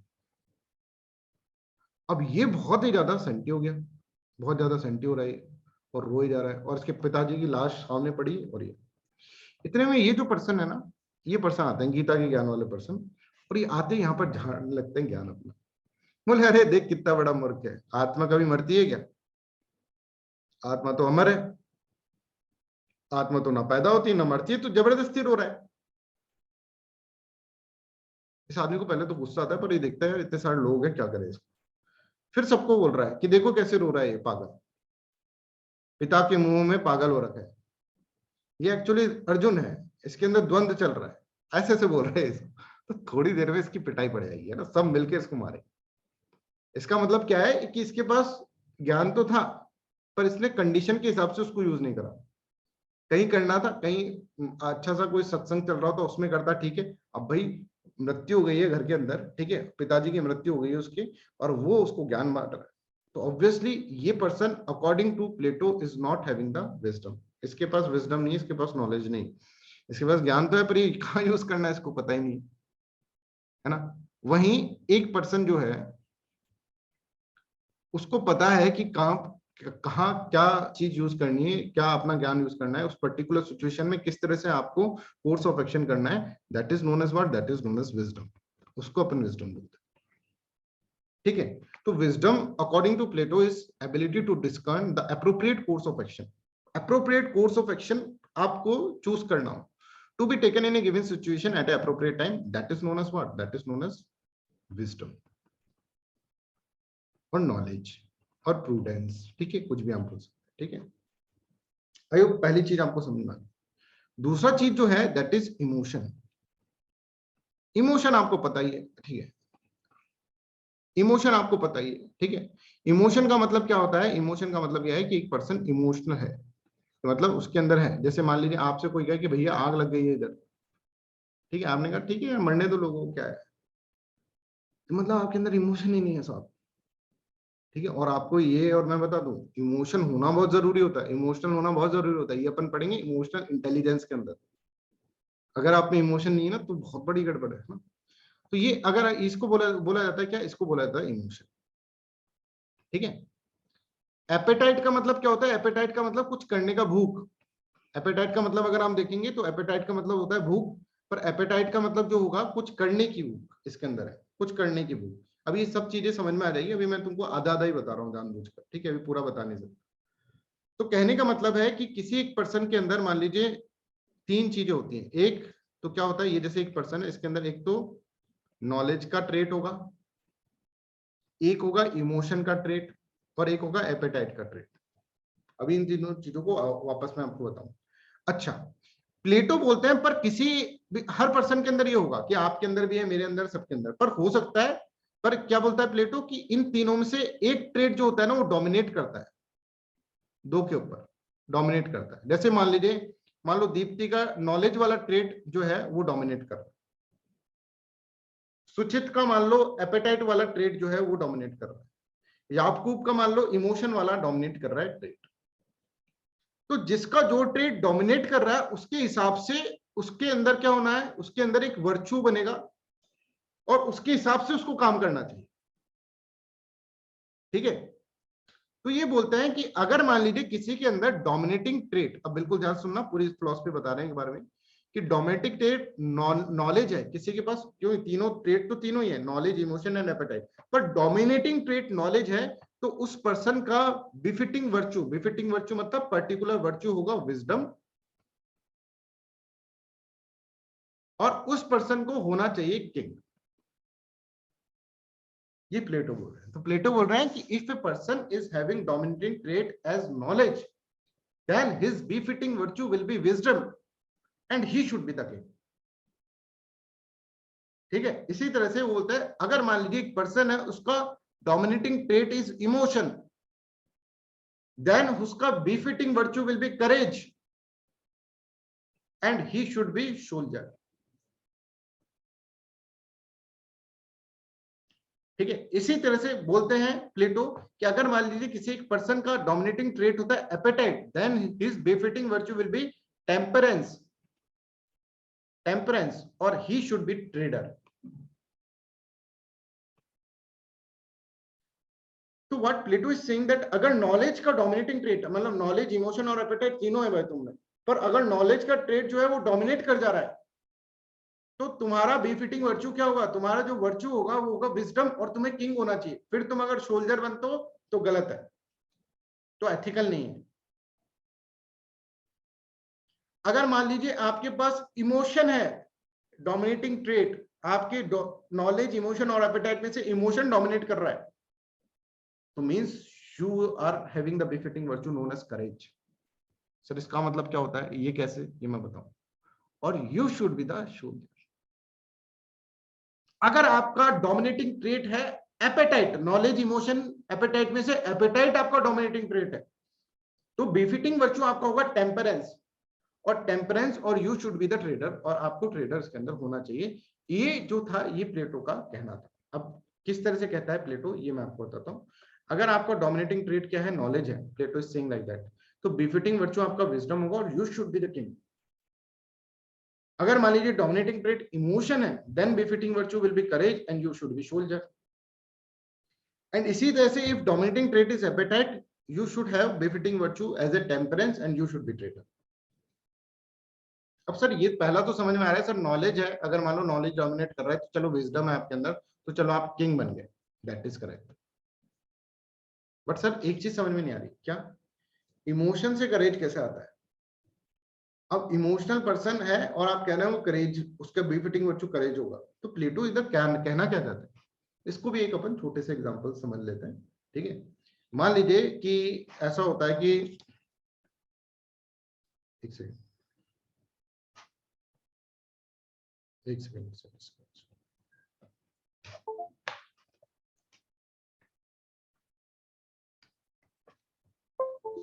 मान लो ऐसा होता है कि एक बार एक पर्सन है, ठीक है,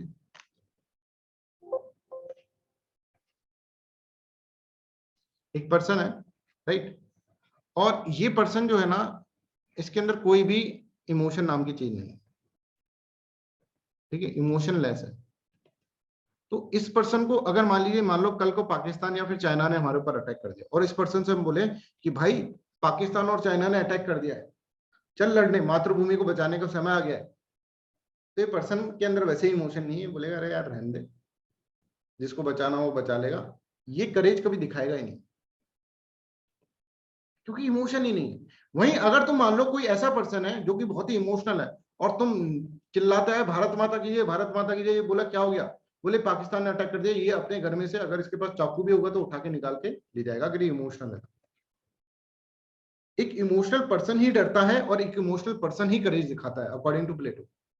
तो अगर तुम्हारे अंदर डोमिनेटिंग ट्रेट इमोशन है तो तुम्हें राजा नहीं बनना चाहिए, तुम्हें ट्रेडर नहीं बनना चाहिए, तुम्हें बनना चाहिए क्या, soldier. You are a right person for the soldier, army में जाओ, ये प्लेटो बोलता है। समझ में आ रहा है? इसी तरह से एपेटाइट, एपेटाइट का मतलब क्या होता है? एपेटाइट का मतलब भूख। भाई अब इसको भी एक एग्जांपल समझ लेते हैं। Appetite will give you temperance. Sir ना हमको एपेटाइट का मतलब पता है ना टेम्परेंस का मतलब पता है, और ये तो बिल्कुल नहीं पता चल रहा है कि ये ट्रेडर कैसे बनेंगे, तो इसको समझ लेते हैं। एपेटाइट का मतलब होता है भूख, है ना। तो मान लीजिए कोई एक पर्सन है, उसके पास एक साइकिल है, ठीक है, अब वो साइकिल चलाता है अपनी और खुश रहता है, इसके अंदर कोई भूख नहीं है, कोई मेटलिस्टिक टेंडेंसी नहीं है। इसने कहा कि भाई अपना काम तो कुछ नहीं है, बस साइकिल चलाओ और खाने को रोटी सब्जी मिल जाए, बस क्या आगे हम कभी सोचते नहीं।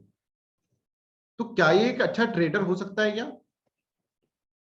नहीं सर, ट्रेडर नहीं हो सकता है। ट्रेडर तो छोड़ो सर, ये तो कुछ मतलब ये तो कुछ भी नहीं करेगा, इसको तो कोई है ही नहीं, एम्बिशन ही नहीं है इसका तो कुछ। ये तो आराम से सो जाएगा झोपड़ी में जाकर सर अपने, और ये खुश भी रहेगा सर। बताएं हम आपको, ऐसे आदमी खुश भी रहते।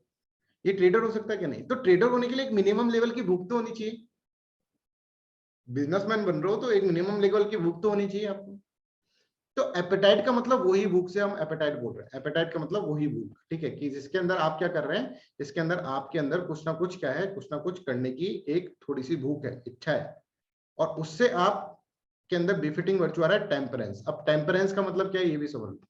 अच्छा, एक ऐसा है कि उसके अंदर ज्यादा ही भूख है एक पर्सन के अंदर, है ना, वो रुक ही नहीं पा रहा है, कमाया जा रहा है, कमाया जा रहा है, पैसे कमाए जा रहा है, उसके पास रुकने की शक्ति नहीं है, तो उसको भी ट्रेडर नहीं होना चाहिए। Appetite will bring temperance. Temperance मतलब मीडियम, ठीक है, मीडियम मतलब कि एक पर्टिकुलर लेवल पर आकर आप रुक जाए। जैसे हम एग्जांपल देते हैं टेम्परेंस के अंदर, अगर एग्जांपल देते हैं, जैसे महेंद्र सिंह धोनी है, राइट, उनके पास है ना, उनको बाइक्स का बहुत ज्यादा क्रेज, बाइक्स का बहुत ज्यादा क्रेज है उनको, ठीक है, उनको बहुत ज्यादा डिजायर, तो इनके पास भूख तो है, पर ये भूख अनकंट्रोलेबल है। भाई इनके पास 50 से ज्यादा बाइक है, तो he should not be the trader according what, according to Plato, क्योंकि यहाँ पे टेम्परेंस कहीं दिख ही नहीं रहा। यहाँ पे डिजायर तो है, एपिटेशन है, पर यहाँ पर एक कोई उसकी सीमा नहीं है ना, वो फिर उसको भी ट्रेडर नहीं होना चाहिए। टेम्परेंस मतलब कि आपके अंदर क्या हो, आपका टेम्परामेंट हो कि भाई हाँ इतना ठीक है। आप ऐसा नहीं कि किसी भी मींस को लेकर आप क्या कर रहे हैं, आप बिजनेसमैन बनते जा रहे हैं, ऐसा भी नहीं होना चाहिए। समझ में आ रहा है? I hope this is clear to everyone. Anybody else? Yakub, this is clear? जी सर।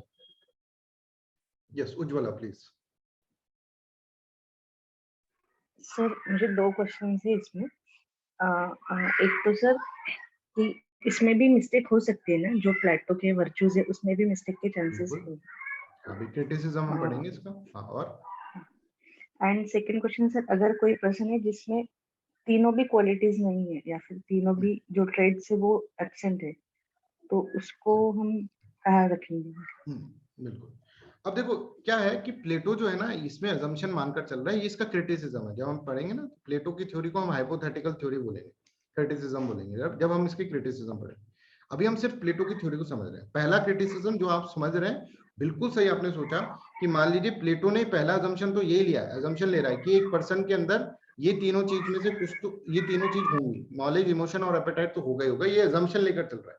तो हम ये बोलेंगे प्लेटो की थ्योरी जो है that is based on the assumption और हाइपोथेटिकल है। उसने कभी ये माना ही नहीं कि मान लीजिए नॉलेज नहीं है किसी के अंदर, इमोशन नहीं है, बट तीनों है, उन्होंने ऐसे माना। जैसे हमारी फिलोसफी के अंदर एक सांख्य फिलोसफी होती है, उसमें बोलते हैं जो बॉडी होती है वो 3 चीजों से बनी होती है, जो प्रकृति होती है, सत्व, रजस और तमस। सुना है कभी आपने सत्व, रजस और तमस? Yes sir.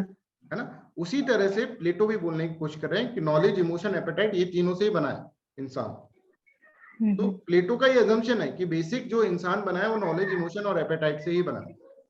और प्लेटो हमेशा ये लेकर चलेंगे कि नॉलेज, इमोशन और एपेटाइट जो होगा, इनमें से कोई ना कोई एक वर्चू जो होगा डोमिनेट करेगा। ये इनके अजम्पशन है जो कि हम क्रिटिसिज्म के अंदर लिख देंगे। Ujjwala, yes sir. ठीक है। और दूसरा क्या क्वेश्चन था आपका? अगर मतलब एक पर्सन में तीनों भी ट्रेड्स ना हो, मतलब हाँ, ये तो मान या ही फिर लेना बहुत पड़ेगा, है ना? मिनिमम। हाँ, और दूसरा एक और हाँ, क्वेश्चन पूछा था हमने। वही मतलब अगर किसी में तीनों भी ट्रेड्स ना हो, नॉलेज भी ना हो, इमोशन भी ना हो एंड एपेटाइट भी ना हो, तो उसको हम कौन से कैटेगरी में रखेंगे? मतलब फिर उसका हाँ, तो प्लेटो जब अपनी थ्योरी बना रहा है तो ये मानकर चल रहा है कि तीनों है है इंसान के ही, अंदर। मतलब एक कुछ ना कुछ है ही। हाँ, मतलब तीनों है, कुछ ना कुछ नहीं, तीनों है, अच्छा, पर एक ओके। डोमिनेट कर रहा है। अच्छा, नॉलेज भी है, इमोशन भी है, एपेटाइट भी है। जैसे हमारी एक सांख्य फिलोसफी होती है, फिलोसफी ऑप्शन में पढ़ाते हैं, उसके अंदर से बोलते हैं कि सारी प्रकृति जो है ना वो 3 चीजों से बनी है, उसके अंदर 3 चीज कॉमन है, सत्व, रजस और तमस। इसी तरह से ये बोल रहा है कि इंसान जो बना है, प्लेटो एक दार्शनिक है, फिलोसोफर है अगेन, और वो बोलते हैं कि इंसान जो है उसके अंदर नॉलेज, इमोशन और एपेटाइट 3 ट्रेट होता है, पर इनमें से एक ट्रेट डोमिनेट करता है और उस ट्रेट के हिसाब से उसको काम करना चाहिए। Yes sir. चलिए, तो नॉलेज का बिफिटिंग वर्च्यू जो होगा विजडम होगा, और जिसके अंदर डोमिनेटिंग ट्रेट, यहाँ पे ट्रेट नहीं लिख रखा मैंने, डोमिनेटिंग ट्रेट लिख रखा। डोमिनेटिंग ट्रेट अगर नॉलेज है, बिफिटिंग वर्च्यू विजडम होगा, तो and he should be the king. इसी तरह से इमोशन है, तो इमोशन के अंदर अगर यहाँ पर देखेंगे करेज होगा बिफिटिंग वर्च्यू, तो he should be the soldier. And इसी तरह से एपेटाइट है, टेम्परेंस, और ही शुड बी ट्रेडर। ये इसके अंदर प्लेटो बोला। तो प्लेटो ने बोला अगर सिस्टम इसके हिसाब से चल रहा है कि जिसके अंदर नॉलेज है वो ही किंग है, या फिर जिसके अंदर इमोशन है वो ही सोल्जर है, और जिसके अंदर एपेटाइट है वो ही ट्रेडर है, अगर सिस्टम इस हिसाब से चल रहा है, then the whole system will be ethical. Otherwise अगर मान लीजिए जो ट्रेडर बनना चाहता है वो किंग बन गया, तो बंटाधार हो जाएगा सिस्टम। तो कहने का मतलब है कि कोड ऑफ कंडक्ट दिए सोसाइटी को प्लेटो ने, कि हर पर्सन के अंदर जो जैसा काम हो, नॉलेज हो, ठीक है, तो उसको किंग की तरह बिहेव करना चाहिए, इमोशन हो तो उसको सोल्जर बनना चाहिए, और एपेटाइट हो तो ट्रेडर बनना चाहिए। ठीक है, तो he should work according to his dominating trait, उसके डोमिनेटिंग ट्रेड के हिसाब से उसको करना चाहिए। और ये जो अगर ये सब चीजें राइट प्रोपोर्शन में होंगी, राइट प्रोपोर्शन का मतलब जिसके पास नॉलेज है वो किंग है, जिसके पास इमोशन है वो सोल्जर है, जिसके पास एपेटाइट है, डोमिनेटिंग ट्रेड, वो ट्रेडर है, अगर ये सब चीजें इस तरह से होंगी ना, then there will be ethical system in the ethical जो होगा सिस्टम जो होगा, then their system will be ethical, तब जाकर सिस्टम जो होगा वो इथिकल होगा। अदरवाइज अगर जिसके अंदर एपेटाइट है वो किंग बन गया तो बंटाधार।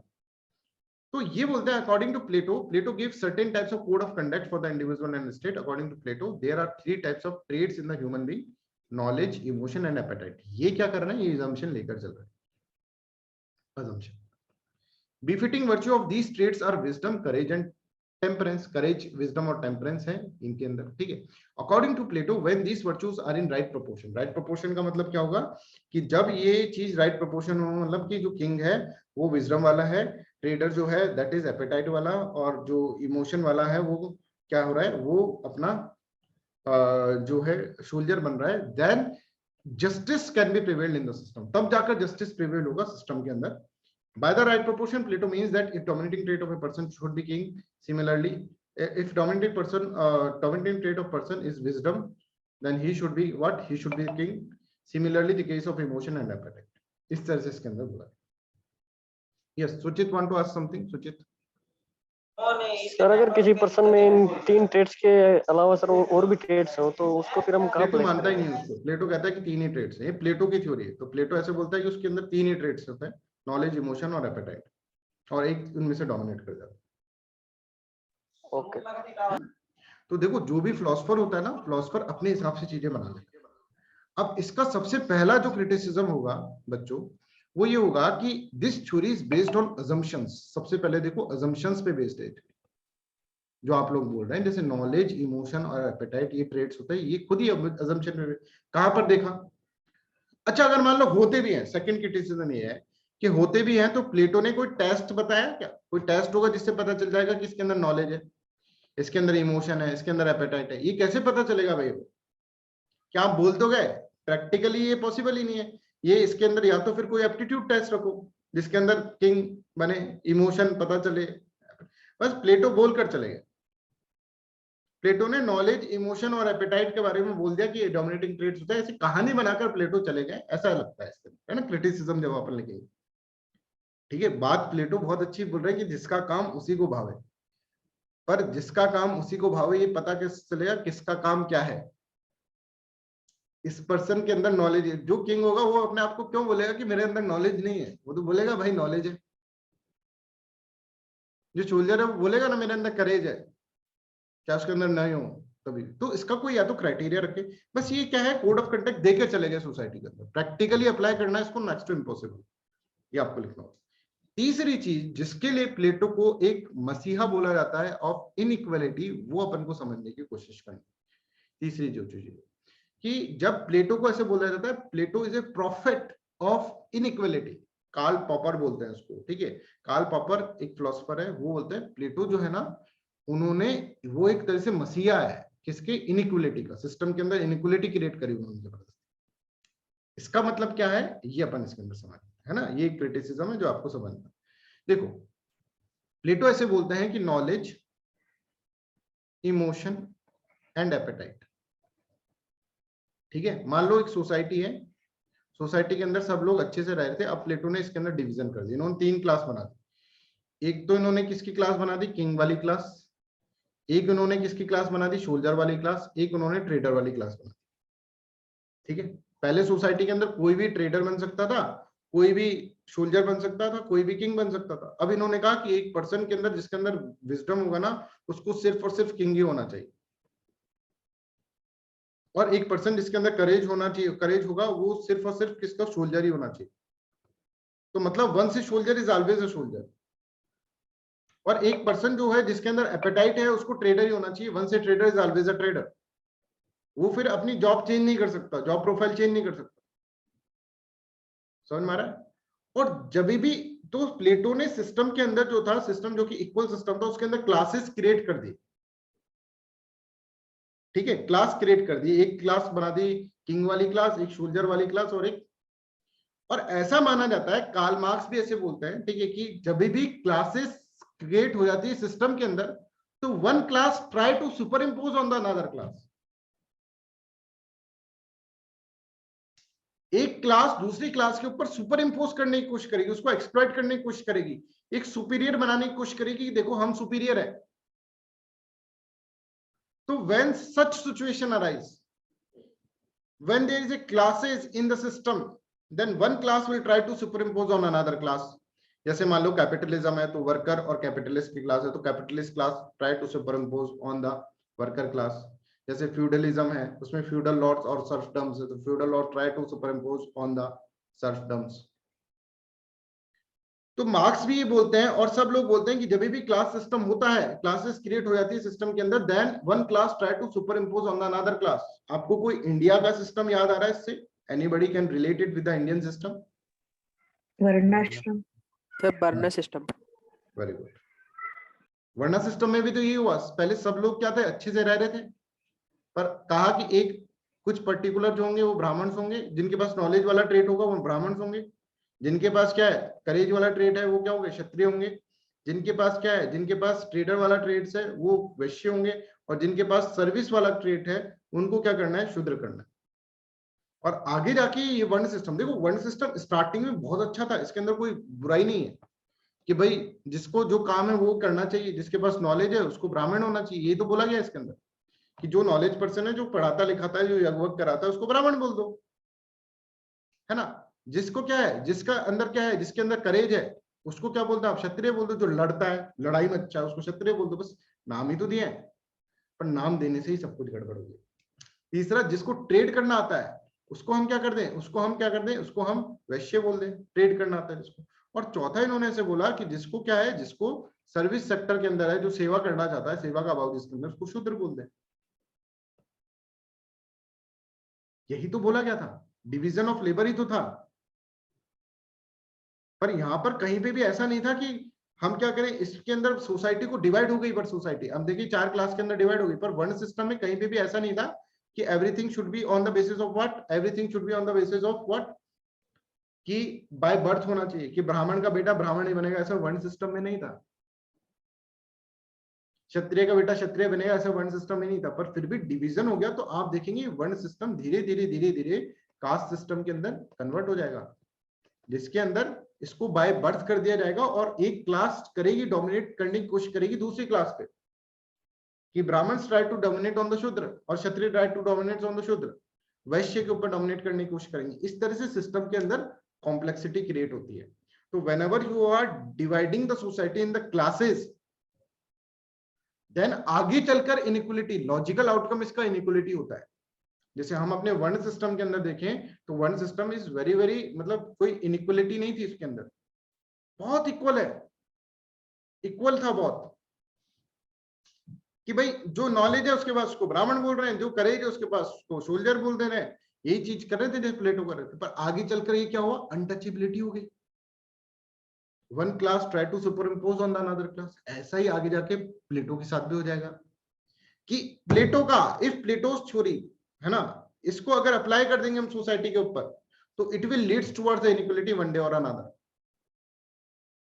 और हमारा वन सिस्टम तो बहुत अच्छा था बच्चों, हमारे यहाँ पर तो सब कुछ सही था, फिर भी ये इनइक्वालिटी में क्रिएट हो गया।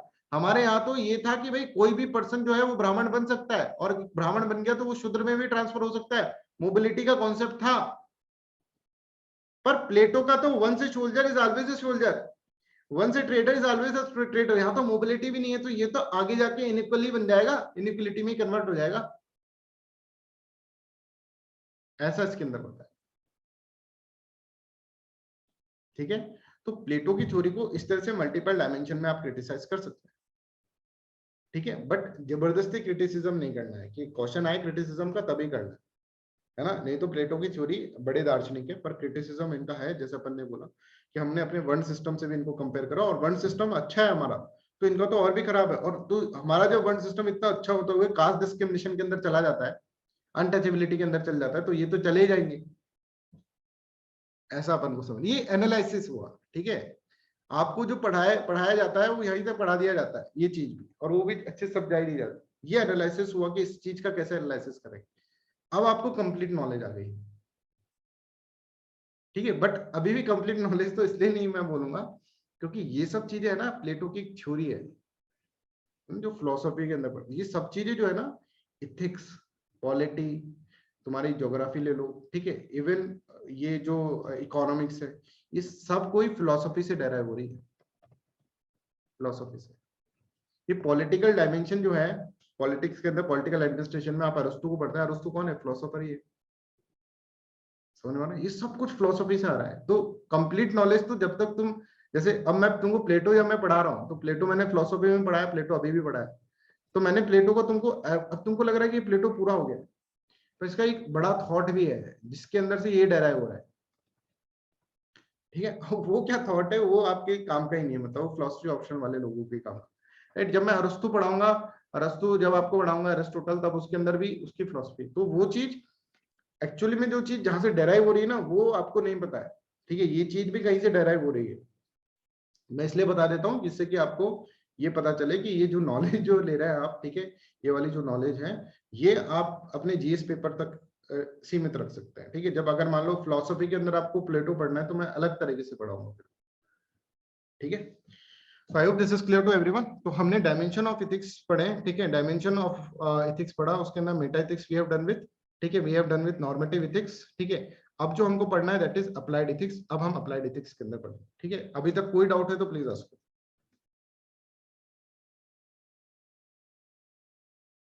ठीक है, तीसरी ब्रांच जो है ना वो अप्लाइड इथिक्स है। अब अप्लाइड इथिक्स को सुनो, ये बहुत ही बढ़िया ब्रांच है। अप्लाइड इथिक्स में क्या होता है सुनो। अप्लाइड इथिक्स का मतलब ये होता है कि अगर मान लीजिए कोई कंट्रोवर्शियल टॉपिक है तो उसको हम नॉर्मेटिव इथिक्स की कैटेगरी में नहीं डालेंगे। जैसे कल बोल रही थी उज्ज्वला सर यूथेनेशिया का आएगा, वो कंट्रोवर्शियल है, ठीक है, वो उसके अंदर इथिकल डिलेमा नहीं है, उसके अंदर कंट्रोवर्सी है।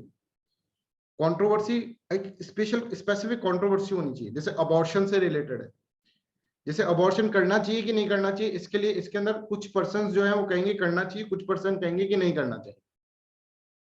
कैपिटल पनिशमेंट है, कुछ पर्सन बोलेंगे देना चाहिए, कुछ पर्सन बोलेंगे नहीं देना चाहिए। तो ऐसी जो भी कैटेगरीज होती है उसको हम अप्लाइड इथिक्स के अंदर डालते हैं। We will put this category in the applied ethics. जैसे कि मैं एक एग्जांपल दूं आपको, जैसे अबॉर्शन का एग्जांपल लें। अबॉर्शन, अब जो अबॉर्शन होता है, ठीक है, इसके अंदर हम देखेंगे, ये अभी करंट न्यूज में भी है ना, अबॉर्शन जो है अभी सुप्रीम कोर्ट ने एक डिसीजन दिया है, एक जजमेंट दिया है, ठीक है, जिसके अंदर बहुत ही वेरिड इंटरप्रिटेशन कर लिए अबॉर्शन वाले जो लॉ है, medical termination of pregnancy act जो है, उसको बहुत ही ज्यादा वाइड इंटरप्रिटेशन कर लिया। अगर आप इंडियन एक्सप्रेस देखिए, इंडियन एक्सप्रेस सबको देखना कंपलसरी है, वो फ्री ऑफ कॉस्ट में प्रोवाइड कर रहा हूँ आपको यूट्यूब के चैनल पे, अधिष्ठान आईएएस पे, वो सब देखिए, that is very very important. और try to interconnect this one, कि इथिक्स को आप उससे कनेक्ट करने की कोशिश करें। सुबह 8:15 बजे होता है, सभी बच्चे उसको देखें, ठीक है। तो देखो अबॉर्शन जो है इसके अंदर है ना दो डायमेंशन है। क्या कंट्रोवर्सी है इसके अंदर, कि कुछ लोग ऐसे बोलते हैं कि अबॉर्शन जो है ना that is next to kill someone. Abortion का मतलब है कि आपने किसी को मार दिया, कि बच्चा है पेट के अंदर, ठीक है, अभी उसने जन्म लिया है, पर उसका जन्म तो हो चुका है, जान तो आ गई उसके अंदर, और अगर आप इसको अबॉर्ट कर रहे हैं तो मतलब you are killing someone. It is just like killing someone. वहीं अबॉर्शन का दूसरा जो पहलू है, जो कहते हैं कि अबॉर्शन होना चाहिए, अबॉर्शन शुड बी अलाउड, वो ये है कि फेमिनिस्ट अप्रोच। फेमिनिस्ट लोग ऐसे बोलते हैं कि भाई एक फीमेल है, उसकी बॉडी पे उसका अधिकार होना चाहिए। अगर मान लीजिए फीमेल है, वो प्रेग्नेंट हो गई है, तो उसके पास उसका अधिकार होना चाहिए कि वो अबॉर्ट करा सके कि नहीं करा सके। उसका अधिकार होना, freedom on his body, on her body, freedom कम से कम उसकी बॉडी पे तो होनी चाहिए। तो ये लोग बोलते हैं कि अबॉर्शन शुड बी देयर। और ये बोलेंगे अगर प्रोग्रेसिव सिस्टम बनाना है आपको तो फीमेल को थोड़ा सा, भाई फीमेल को आप आजादी दीजिए कि कब बच्चा रखना है कि नहीं रखना, बच्चा कब पैदा करना है, ये रिप्रोडक्टिव राइट्स होने चाहिए। Female should have rights to own her own body, उसकी खुद की बॉडी, उसकी चॉइस, उसके ऊपर उसका अधिकार होना चाहिए। कुछ लोग ऐसे बोलते हैं। Are you getting this one? तो अबॉर्शन के ऊपर कंट्रोवर्सीज देयर, राइट। तो आप देखेंगे कभी भी कोई न्यूज आता है कि अबॉर्शन से रिलेटेड है तो दो धड़ बन जाता है। और इवन क्रिश्चियनिटी के अंदर ये बोला गया है कि abortion should not be there, ठीक है। क्रिश्चियनिटी के अंदर ये मानते हैं ये लोग कि भाई अबॉर्शन नहीं होना चाहिए because it is killing someone, ठीक है, इट इज किलिंग समवन। तो बहुत सारे रिलीजन के अंदर भी ये सेंटीमेंट्स है कि abortion should not be there. तो ऐसा जो इशू होता है जैसे अबॉर्शन से रिलेटेड है, तो that is the issue that is having controversy, ठीक है। अब मैं कहूँ कि मर्डर इज राइट और नॉट, तो आपको कहेंगे सर मर्डर तो रॉन्ग ही है, इसमें तो कोई कंट्रोवर्सी है ही नहीं। पर अबॉर्शन की बात कर दूं, अबॉर्शन, तो आप बोलेंगे अबॉर्शन सर इसके अंदर कंट्रोवर्सी है कि अबॉर्शन सर फीमेल को नहीं चाहिए बच्चा तो उसको अबॉर्ट कराने में क्या दिक्कत है, आपको क्या दिक्कत हो रही है सरकार लोगों को। कुछ लोग ऐसे बोले, कुछ वो बोलेंगे अरे भाई दिक्कत क्यों नहीं है, आप किसी को मार रहे हो। समझ में आ रहा है? जैसे एनिमल राइट्स के अंदर कुछ लोग ऐसे बोलेंगे भाई एनिमल्स को क्या है, जैसे पेटा वाले जो होते हैं वो कहते हैं कि एनिमल्स के भी अधिकार होने चाहिए। कुछ बोलेंगे एनिमल्स के क्या अधिकार, भाई हम सुपीरियर रेस है, ह्यूमन बींग्स हैं हम, ह्यूमन बींग्स आर मतलब animals are bound to serve us. कुछ लोग बोलेंगे पागल हो क्या, ये भी एनिमल में भी जान है तो एनिमल का भी क्या होना चाहिए, राइट्स होने चाहिए। कुछ लोग ऐसे बोलेंगे। तो इसके अंदर भी कंट्रोवर्सी, कुछ लोग एनिमल राइट्स को मानते हैं, कुछ लोग एनिमल राइट्स को नहीं मानते। कैपिटल पनिशमेंट, तो ऐसी जो चीज है कैपिटल पनिशमेंट में, कुछ बोलते हैं कि भाई देखो कैपिटल पनिशमेंट होना चाहिए कि नहीं होना चाहिए, कुछ लोग बोलते हैं कि कैपिटल पनिशमेंट होना चाहिए। क्यों? क्योंकि भाई ऐसे क्राइम करोगे, कसाब टाइप के, निर्भया टाइप के क्राइम करोगे तो उसके अंदर capital punishment should be there, मौत होनी चाहिए। हाँ, पर कुछ लोग ऐसे बोलते हैं कि नहीं नहीं कैपिटल पनिशमेंट नहीं होना चाहिए। क्यों? क्योंकि किसी को मारना आपके अधिकार में क्षेत्र में नहीं आता ना, आपने किसी को पैदा नहीं कर सकते तो आप किसी को मार भी नहीं सकते भाई। उस आदमी को जिसको आप मार रहे हैं, राइट, उसको आप नहीं थोड़ा, मतलब सोसाइटी ने थोड़ा ना पैदा करा है, उसको आप नहीं मार सकते, you can not kill him, ठीक है। और killing someone is non violent. आप क्राइम को मारो, क्रिमिनल को क्यों मार रहे हो? उसने क्यों क्राइम करा, उस कंडीशंस को मारो, आप क्रिमिनल को क्यों मार रहे हो? ठीक है, ठीक है। दूसरा ये है कि न्यूक्लियर पावर, इसके ऊपर भी क्रिटिसिज्म है कि न्यूक्लियर पावर जितनी बढ़ती जाएगी ना उतना ज्यादा नुकसान होता जाएगा, पूरा कभी भी न्यूक्लियर वॉर हो सकता है। पर वही दूसरी ओर ये बोलता है कि न्यूक्लियर पावर हम नहीं करेंगे तो कोई भी आके हमको मार जाएगा, न्यूक्लियर डिटरेंस, कुछ लोग इस तरह से समझते हैं। तो यहाँ पे इनफ कंट्रोवर्सीज देयर, तो वो सब चीजें हम अप्लाइड इथिक्स के अंदर डाल देते हैं, वो हम एप्लीकेशन पार्ट है कि अप्लाइड इथिक्स के अंदर उसको डाल देते हैं, है ना। और इसके अंदर क्या होता है, इसके अंदर कुछ लोग बोलते हैं कि ऐसा हो जाए, कुछ लोग बोलता है ऐसा हो जाए, पर वो जो कैटेगरी होती है वो अप्लाइड इथिक्स के अंदर। जैसे हम एग्जांपल बात करें यूथनेशिया का, यूथनेशिया का मतलब क्या है कि मान लीजिए कोई पर्सन है, ठीक है, उसकी बॉडी जो है वेजिटेटिव स्टेट के अंदर हो गई, मतलब कि वो लाइफ सपोर्ट पर ही जिंदा है, लाइफ सपोर्ट पर ही, लाइफ सपोर्ट, और वो एक तरह से उसका ब्रेन डेड हो गया, सब कुछ डेड हो गया है। तो भाई अब इसको क्यों जिंदा रखना, उसको क्यों तड़पा रहे हो आप, मार दो इसको, यूथनेशिया। क्या आप इसका लाइफ सपोर्ट हटा लो, मरने दो उसको, that is known as euthanasia. कई लोग बोलते हैं यूथनेशिया शुड बी देयर, कई बोलते हैं नहीं यूथनेशिया हुआ तो फिर दिक्कत हो जाएगी। क्या दिक्कत हो जाएगी? आप किसी को भी कह देंगे भाई ब्रेन डेड हो गया तो इसको मार दो, किसी को मरवाना है तो आप लेके चले गए, यूथनेशिया दे दिया, कह दिया। और यूथनेशिया मतलब किलिंग समवन, भाई अपने आप मरे, नेचुरल डेथ हो, that is then it is okay. Yamraj लेने ही नहीं आए, तुमने इंजेक्शन लगा के मार दिया, तो दैट इज नॉट राइट। तो यूथनेशिया इस तरह से।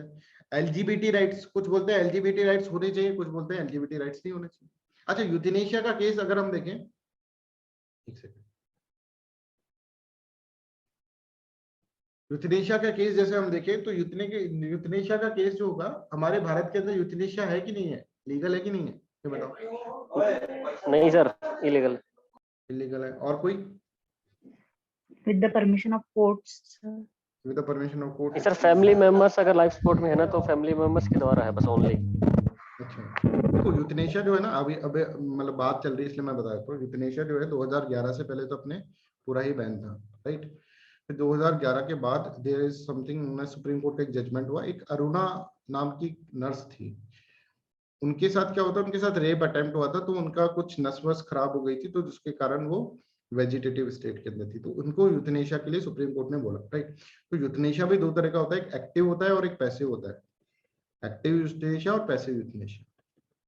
एक्टिव तो होता है कि जिसमें आप इंजेक्शन लगाकर, कोई इंजेक्शन, जहर का इंजेक्शन दे दिया, मर गया वो आदमी, that is known as forceful, कि फोर्सफुल आपने करा है, ठीक है। एक पैसिव होता है, पैसिव का मतलब क्या हो रहा है कि आपने सिर्फ लाइफ सपोर्ट हटा दिया, लाइफ सपोर्ट हटा दिया और फिर अपने आप को मर गया, that is known as passive euthanasia.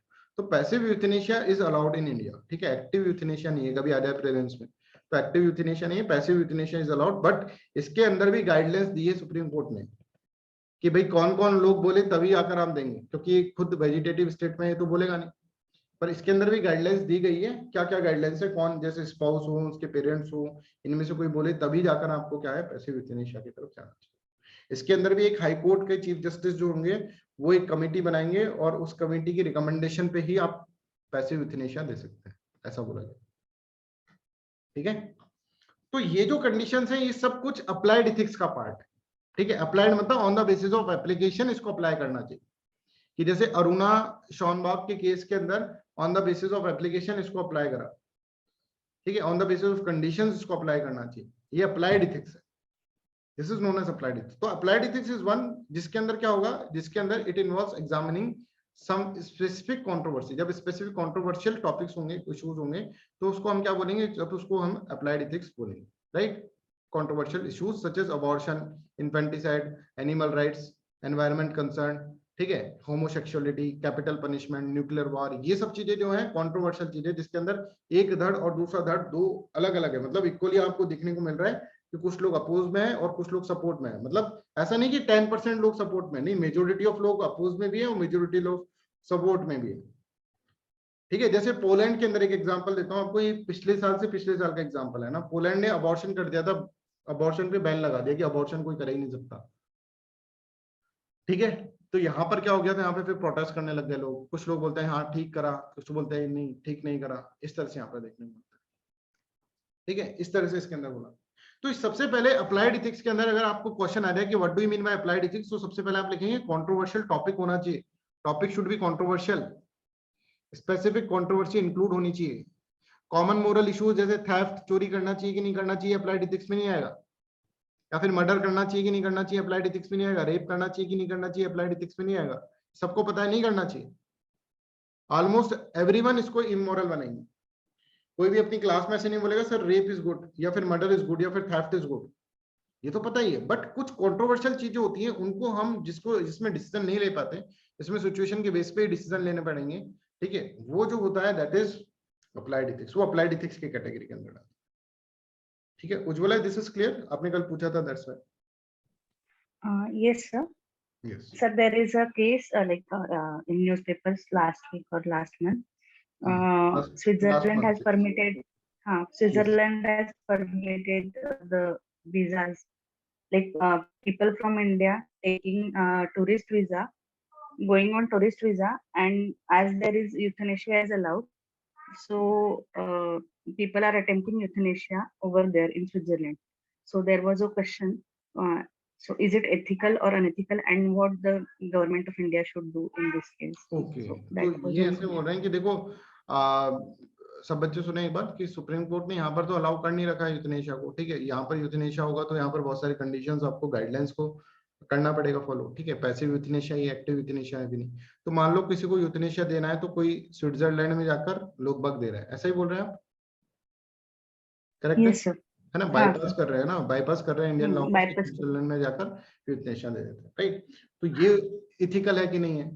तो यहाँ पर देखिए लॉ ऑफ लैंड जो है हमारा, ठीक है, being a citizen of India you should follow the law of land. ठीक है, if you are not following the law of land then government, यहाँ पर इंटर गवर्नमेंटल चीजें हैं। अब इंडिया की गवर्नमेंट स्विट्जरलैंड की गवर्नमेंट से बात करें कि भाई ऐसा अलाउ मत करो हमारे सिटीजन को, देन अभी यहाँ पे स्विट्जरलैंड ने अलाउ कर रखा होगा कि कोई भी आकर करा सकता है। तो ये एक्चुअल में क्या करते हैं, मेडिकल टूरिज्म बोलते हैं इसको, मेडिकल टूरिज्म, कि भाई यहाँ से इनको इनकम अर्न होगी ना भाई स्विट्जरलैंड को, कि अब देश विदेश सब जगह के लोग जो होंगे जिनको भी यूथनेशिया कराना है वो सब इधर जाएंगे। तो यहाँ पर फिर इंडिया का जो है वो लॉ वो बाईपास हो गया है। तो इंडियन गवर्नमेंट को बात करनी चाहिए स्विट्जरलैंड से कि भाई हमारे यहाँ पर ये अलाउ नहीं है, तो हमारे सिटीजन्स का अपना करें, बाकी किसी का भी करें, हमें it doesn't matter for us, हमारे सिटीजन्स का ना करें। इसी तरह से अबॉर्शन होता है ना, अबॉर्शन जैसे पोलैंड के अंदर अबॉर्शन बैन हो गया तो पोलैंड से लोग बाग क्या करने लगे, दूसरी जगह जाकर फिर अबॉर्शन करा कर फिर आते थे। तो दैट इज, तो मतलब वो तो ठीक है कि हम कह सकते हैं कि एथिकल नहीं है कि अबॉर्शन को बैन करना, हमेशा अपन को क्योंकि फीमेल की साइड का ही पर्सपेक्टिव देखना होता है। ठीक है, जो भी देखो, जो भी एग्जाम के अंदर पूछा जाए तो डिप्राइव्ड सेक्शन ऑफ सोसाइटी को हमेशा पकड़ कर रखना है, डिप्राइव्ड सेक्शन ऑफ सोसाइटी के फेवर में ही आपको बात करना है, because we are a socialist economy. हम ऐसा नहीं कह सकते कि फीमेल के राइट्स को अपोज कर, फीमेल वाला आ जाता है, SC ST वाला आ जाता है, या फिर चिल्ड्रंस का आ जाता है, या फिर ओल्ड एज का आ जाता है, तो we have to show some sentiments toward that, outrightly उस चीज को रिजेक्ट मत करना। अच्छा, ये समझ में आ गया Ujjwala? This is clear? Yes, sir. है ना? तो ये इंटर गवर्नमेंटल मैटर है कि गवर्नमेंट को बात करनी चाहिए कि भाई इस तरह से अलाउ नहीं करना चाहिए, बिकॉज यूथनेशिया जो है ना दैट इज किलिंग समवन। ठीक है, और किलिंग समवन में ये भी हो सकता है कि इसका मिसयूज भी कर सकते हैं आप, कि आप जाकर ऐसे बोलते हैं कि भाई मान लीजिए कोई पर्सन है जिसके आपको प्रॉपर्टी चाहिए, मान लो, है ना, ऐसे है कोई फैमिली के अंदर, इस तरह से समझो कि मान लीजिए एक फैमिली का हेड है। अब पहले आपने क्या करा, आपने सोचा कि यार इसको, अब इसको प्रॉपर्टी अपन को चाहिए, प्रॉपर्टी देना चाहता नहीं, ये कह रहा है कि मैं तो सारी प्रॉपर्टी है ना एक ट्रस्ट में जमा करवा दूंगा, ऐसा सिचुएशन समझो यूथनेशिया को समझाने, एक ट्रस्ट में दे दूंगा, मेरे को अपने बेटे बहू किसी पे कोई भरोसा नहीं, मैं तो एक ट्रस्ट में जाऊंगा, अपना सारा पैसा उसके अंदर डाल दूंगा, ये इसके अंदर स्टे बोल दिया। अब ये पर्सन जब ऐसा बोल रहा है तो इनकी बेटों को और बेटियों को सबको प्रॉब्लम हो गई, सर ये तो एक सिचुएशन क्रिएट हो गई है, क्या कर, इन सब ने डिसाइड करा कि एक काम करते हैं, पहले पिताजी को अपन जान से तो नहीं मार सकते इनको, ठीक है, जान से मारेंगे पकड़वाएंगे, ऐसे कह देंगे कि ब्रेन डेड की सिचुएशन इनको लेकर आ जाते हैं, है ना। किसी डॉक्टर को पकड़ा, डॉक्टर से सर्टिफिकेट ले लिया कि ब्रेन डेड है, और फिर ब्रेन डेड है, और फिर थोड़ी देर बाद दूसरा सर्टिफिकेट हाई कोर्ट से ले लिया कि भैया हमारे पिताजी को हम ऐसे मरते हुए नहीं दिख रहे, है ना, तिल तिल करके मर रहे हैं, तो एक साथ ही मार दो, तो यूथनेशिया दे दो। तो यहाँ पर देखो इनका एक तरह से मर्डर हो गया ना, तो दैट्स व्हाई यूथनेशिया को करने में थोड़ा सा ये प्रॉब्लम रहता है। I hope this is clear. Any doubt, anyone else? Sir, there is also one case regarding euthanasia only. A couple in Mumbai, old age couple, 80 plus couple. They have no sons and no relatives to see after them. Now they are saying कि हम अभी मतलब condition में है कि खुद को हम संभाल सकते हैं, बट आफ्टर फ्यू इयर्स हमें नहीं रहेगा कोई देखने वाला, तो हमको यूथनेशिया अलाउ कर दो। ये कुछ न्यूज़ में चल रहा है। This come under the category of voluntary euthanasia, है ना। एक वॉलंटरी और इनवॉलंटरी भी होता है। वॉलंटरी यूथनेशिया का कंसीडर होता है कि भाई voluntary euthanasia that is not allowed in our country. हमारी कंट्री के अंदर वॉलंटरी यूथनेशिया नहीं है कि भाई इस तरह से, क्योंकि हमारी कंट्री के अंदर ये कि भाई मर गया आदमी, मतलब इस तरह की चीज नहीं होनी चाहिए, ठीक है, कि वॉलंटरी आप जा रहे हैं कि भाई हमको जिंदगी से, that will consider as a suicide. Section 309 आ जाएगा फिर उसके अंदर। तो ये वॉलंटरी इनवॉलंटरी भी होता है कि आपने कहा कि साहब मेरे को जीने से, आप जीना हमको खत्म करना है, सब जीने से हमको मोह माया से दूर हो गए, हम तो आचार्य शंकर को पढ़ लिए कि सब मोह माया है, ये जिंदगी गुजार है पूरी की पूरी, ठीक है, और हमको मरना है। तो भाई ये तो अलाउड नहीं है, ठीक है। एक केस था सल्लेखना का भी, है ना। सल्लेखना का जैनों के अंदर एक कस्टम होता है सल्लेखना का। उसके अंदर ये होता है कि जब आपका इस धरती से मोह उठ जाता है, ठीक है, मान लीजिए मोह उठ गया इस धरती से, सब कुछ पता चल गया आपको, मोह माया है ये सब चीज पता चल गया, तो फिर आप क्या करते हैं कि एक फास्टिंग स्टार्ट कर देते हैं। फास्टिंग स्टार्ट करने का मतलब क्या है, शरीर के अंदर अन्न का दाना नहीं जाएगा, बिकॉज अन्न भी क्या है, मेटलिस्टिक है। और धीरे धीरे धीरे धीरे धीरे करके 80 दिन के बाद, 80-85 दिन इतना टाइम पीरियड होता है कि अगर आप कुछ भी नहीं खाएंगे तो 80 दिन तक तो जिंदा रह जाएंगे, है ना। तो ऐसा मत सोचा करो कि रात को खाना नहीं खाया तो सुबह उठेंगे कि नहीं उठेंगे, नहीं, 80 दिन तक तो तुम जिंदा रह जाओगे। तो 80-85 दिन के बाद उसकी डेथ हो जाती है उस पर्सन की। वो सल्लेखना है, वो कस्टम है। उसके खिलाफ भी अभी ये हो गया था बीच के अंदर, ठीक है, 4-5 साल पहले की बात है, कि उसको भी इलीगल बोल दिया था, that is next to suicide, की आप सुसाइड कर रहे हैं। पर फिर क्योंकि वो रिलीजियस कस्टम था तो उसको वापस से रिवाइव कर दिया गया, ऐसा, ठीक है। तो यहाँ तक अपन पढ़े, तो that's all for today's class, ठीक है। और अब आपकी यहाँ पर, हाँ दीप्ति, यस सर ये अप्लाइड एथिक्स का क्वेश्चन कैसे टैकल करेंगे, मतलब मास पॉजिटिविटी देखेंगे या खुद का अजम्पशन लगाएंगे? नहीं, इसमें अप्लाइड एथिक्स के अंदर जब भी क्वेश्चन आता है ना, डिपेंड्स अपॉन द कंडीशन। जैसे कि अब यूथनेशिया है, यूथनेशिया के अंदर वॉलंटरी, अगर यूथनेशिया हो रहा है तो आप कहेंगे voluntary euthanasia should not be allowed, ठीक है, क्योंकि अपने किस तरह से लॉ ऑफ लैंड है वो अपन को देखना पड़ेगा। हम वॉलंटरी यूथनेशिया नहीं, सिर्फ पैसिव यूथनेशिया अलाउ करना चाहिए, ऐसा आपको लिखना पड़ेगा। अगर मान लो आप जैसे ये बता रही हैं कि स्विट्जरलैंड में रहकर एग्जाम दे रहे होते तो आप कहते हैं कि यूथनेशिया शुड बी अलाउड, समझ रहे हैं। इसी तरह से एलजीबीटी राइट्स है, एलजीबीटी राइट्स पे हमारे सुप्रीम कोर्ट ने बोल दिया कि this rights are should be there, right. तो एलजीबीटी राइट्स को आपको फिर सपोर्ट कर देगा। तो इट डिपेंड्स कि क्या चल रहा है आपके दिमाग के अंदर, मतलब उस वक्त, मतलब आपकी कंट्री के अंदर क्या चल रहा है, समझ आ रहा है। ये सर, मतलब रूल एंड रेगुलेशन जो भी रहेगा कंट्री का उसको फॉलो करना है, और अपना थोड़ा सा अपना मोरल एटीट्यूड भी लगा रहे हैं। जैसे एक हम कहें कि ह्यूमन राइट्स का इशू है जिसमें विकास दुबे एनकाउंटर केस है, ठीक है, that is also some people is saying that this is right, कि इंस्टेंट जस्टिस दिया है भाई साहब। कितने सारे पुलिस वाले को मारा, पुलिस वालों ने उसको मार दिया, ठीक है। हैदराबाद के अंदर एनकाउंटर होता है, एक लड़की का रेप कर दिया गया था, 4 लोगों के द्वारा, 4 लोगों को पुलिस ने मार दिया, इंस्टेंट जस्टिस। पर अगर ऐसा करते रहेंगे तो फिर आपको अपने इसमें अप्लाइड करना होगा, एप्लीकेशन पार्ट होना होगा। आप कहेंगे कि भाई इस तरह की चीजें होगी तो फिर तो रूल ऑफ लॉ रहेगा ही नहीं, इस प्रॉपर जुडिशरी होनी चाहिए सिस्टम के अंदर, ठीक है, ये है सब कुछ है, तो आप रूल ऑफ लॉ को तो फॉलो ही नहीं कर रहे हैं, ठीक है। आप ऐसे कहेंगे कि eye for an eye will make whole world blind, कल को आप किसी और को मार देंगे, कह देंगे किसी पे भी इल्जाम लगा के मार दिया, उसको मारना था इसलिए कर दिया। तो rule of law should be practice, उस तरह से आपको एग्जांपल के अंदर आंसर के अंदर लिखना है। अब यूथनेशिया जैसा टेक्निकल है तो आपको पैसिव यूथनेशिया को सपोर्ट कर देना है, ठीक है। जैसे स्टबल बर्निंग है तो फार्मर्स बोल रहे हैं कि स्टबल बर्निंग करनी चाहिए, भाई हम क्या इसको स्टबल्स को हटाते ही रहेंगे जिंदगी भर, ठीक है, हम खेत नहीं उगाएंगे अपना फिर वापस। तो स्टबल बर्निंग करनी चाहिए। कुछ लोग बोलते हैं स्टबल बर्निंग नहीं करनी चाहिए एनवायरमेंटलिस्ट। तो आपको इसका सॉल्यूशन ये देना चाहिए कि स्टबल जब आप बर्न कर रहे हो तो स्टबल बर्निंग सबको पता है ना, स्टबल हाँ बर्निंग सर, हाँ सर पता है। है ना। आई होप सबको पता है स्टबल बर्निंग का मतलब ये होता है कि जैसे फील्ड है उसके अंदर अगर मान ली जुताई करनी है, ठीक है, जुताई मतलब उसको हटाना है, उसको क्रॉप काट ली गई है उसके अंदर से, अब उसके बिल्कुल क्रॉप के अवशेष बचे हैं, तो किसान क्या करते हैं, किसान इनको जला देते हैं, ठीक है, जिससे कि इनको फील्ड क्लियर मिल जाए और अगली क्रॉप ये उगा सके। पर इस जलाने के अंदर, जिसको बोलते हैं पराली जलाना, ठीक है, पराली जलाना, इसको जलाने के अंदर बहुत ज्यादा एनवायरनमेंट को नुकसान हो जाता है, एनवायरनमेंट को नुकसान हो जाता है। तो अब यह है कि किसान लोग बोलते हैं कि भाई हम क्या करें, एनवायरनमेंट को नुकसान हो जाता है, तो हमको तो अपना खेत चलाना है ना वापस। स्टबल बर्निंग को अगर तुम बैन कर दोगे तो फिर हम कैसे करेंगे। अब हम किसान से बोलते हैं कि भाई एक काम करो, इसको हटा दो, बोले इसको उठाने में इतना टाइम लगेगा, इसको नहीं हटाना, तो मजदूर रख लो। बोले मजदूर रखेंगे इतने पैसे होते तो किसान ही थोड़ा ना कर रहे होते। तो इनका अपना ये है।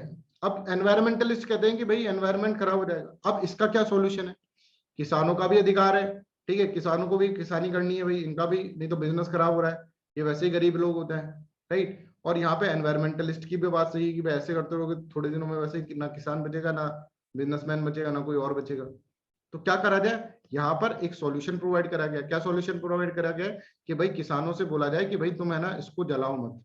सर वही बात सुनो पूरा, किसानों से बोला जाए कि तुम इसको जलाओ मत, तुम क्या करो उसको उखाड़ कर हमें दे दो, हम तुम्हें पैसे दे देंगे, और इससे हम क्या है और प्रोडक्ट्स बना देंगे, क्योंकि ये जो अवशेष होता है इससे बहुत सारे प्रोडक्ट्स बन सकते हैं, ठीक है, बहुत सारे हम प्रोडक्ट बन। तो ऐसी चीज गवर्नमेंट को स्टार्ट करनी चाहिए। गवर्नमेंट को ऐसे करना चाहिए कि भाई तुम इसको जलाओ मत, एक क्या करो, एक सॉल्यूशन पटक दो इसके अंदर, सॉल्यूशन बनाना, डिकम्पोजर जो होता है वो डाल दो इसके अंदर, और ये सॉल्यूशन डलेगा तो ये अपने आप गल जाएंगे, ठीक है, और ये आपका एक तरह से फर्टिलाइजर की तरह भी काम आएगा। गल जाएंगे तो ये फर्टिलाइजर की तरह भी काम आएगा, आपको खाद देने की भी जरूरत नहीं होगी फील्ड के अंदर। तो सॉल्यूशन आप गवर्नमेंट को फ्री में प्रोवाइड करना चाहिए, ऐसा दिमाग लगाना होगा।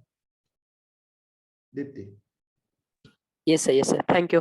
एप्लीकेशन शुड बी देयर कि आपको इसको कैसे टैकल किया जाए। बहुत अच्छा क्वेश्चन है सर, कैसे। तो जैसे मैं आपको एग्जांपल देता हूँ, ये एग्जांपल है मेडिकल एथिक्स के अंदर यूथेनेशिया डिजाइनर बेबी। तो उसके अंदर किस तरह अपन मैंने आपको बताया, जैसे stubble burning, environmental ethics, development versus growth. तो ये है डैम के अंदर, जैसे कल क्वेश्चन पूछा था किसी ने, आमिर ने पूछा था डैम के अंदर, तो वो मैंने आपको, तो इसके अंदर एप्लीकेशन ऑफ माइंड चाहिए होगा। Pre marital sex is allowed और नॉट, ये सी चीजें, एलजीबीटी राइट्स, होमोसेक्सुअलिटी, ये sexual ethics, human right ethics, ये सब कुछ अप्लाइड एथिक्स में आता है। इसके अंदर एप्लीकेशन लेना होगा based on the case studies, ठीक है, based on the particular case you have to take the actions. Application of mind is required, ठीक है। और यहाँ पर लॉ ऑफ लैंड बिल्कुल अच्छे से आपको होना चाहिए कि पॉलिटिकल डायमेंशन के अंदर क्या क्या चीज चल रही है, या फिर करंट अफेयर्स आपके पास होने चाहिए जिसके अंदर आप एग्जांपल देके अपने आंसर को एसेंचुएट कर सकें, ठीक है। तो उसके लिए इंडियन एक्सप्रेस देखिए आराम से, करंट अफेयर्स आपके कंप्लीट हो जाएंगे, ठीक है। इन सब चीजों को मैं बहुत अच्छे से पढ़ा देता हूँ इंडियन एक्सप्रेस में। दिक्कत ये होता है कि बच्चे सोचते हैं कि भाई न्यूज़पेपर पढ़ने से कुछ नहीं होता है, हम एक बुकलेट पढ़ लेंगे करंट अफेयर्स में, उससे बुकलेट से तो तुम्हारे पास नॉलेज आने का सवाल ही नहीं। इसीलिए मैंने इंडियन एक्सप्रेस की क्लास और ये सब जो है डेली डोजेज नाम से रखता हूँ कि रोज जाना चाहिए दिमाग में कुछ ना कुछ, तब जाकर चीज समझ में, ठीक है। कहने का मतलब ये है कि सब सब्जेक्ट, जीएस पेपर 1 2 3 4 सारे सब्जेक्ट जो होंगे अल्टीमेटली आपको कहीं ना कहीं इंटरलिंक उसको करंट से करना पड़ेगा, जिससे कि ये पता चले कि you are a aware citizen, and एक सिविल सर्वेंट एक अवेयर सिटीजन होना चाहिए। ये तो प्राइमरी कंडीशन होनी चाहिए, ये है। तो I hope this is clear to everyone. This is all about today's class. Anyone has any doubt you can ask me. चलिए ठीक है, तो thank you so much for listening me. कोई भी डाउट हो तो कल आप पूछ सकते हैं। बाय बाय, ठीक है। Thank you.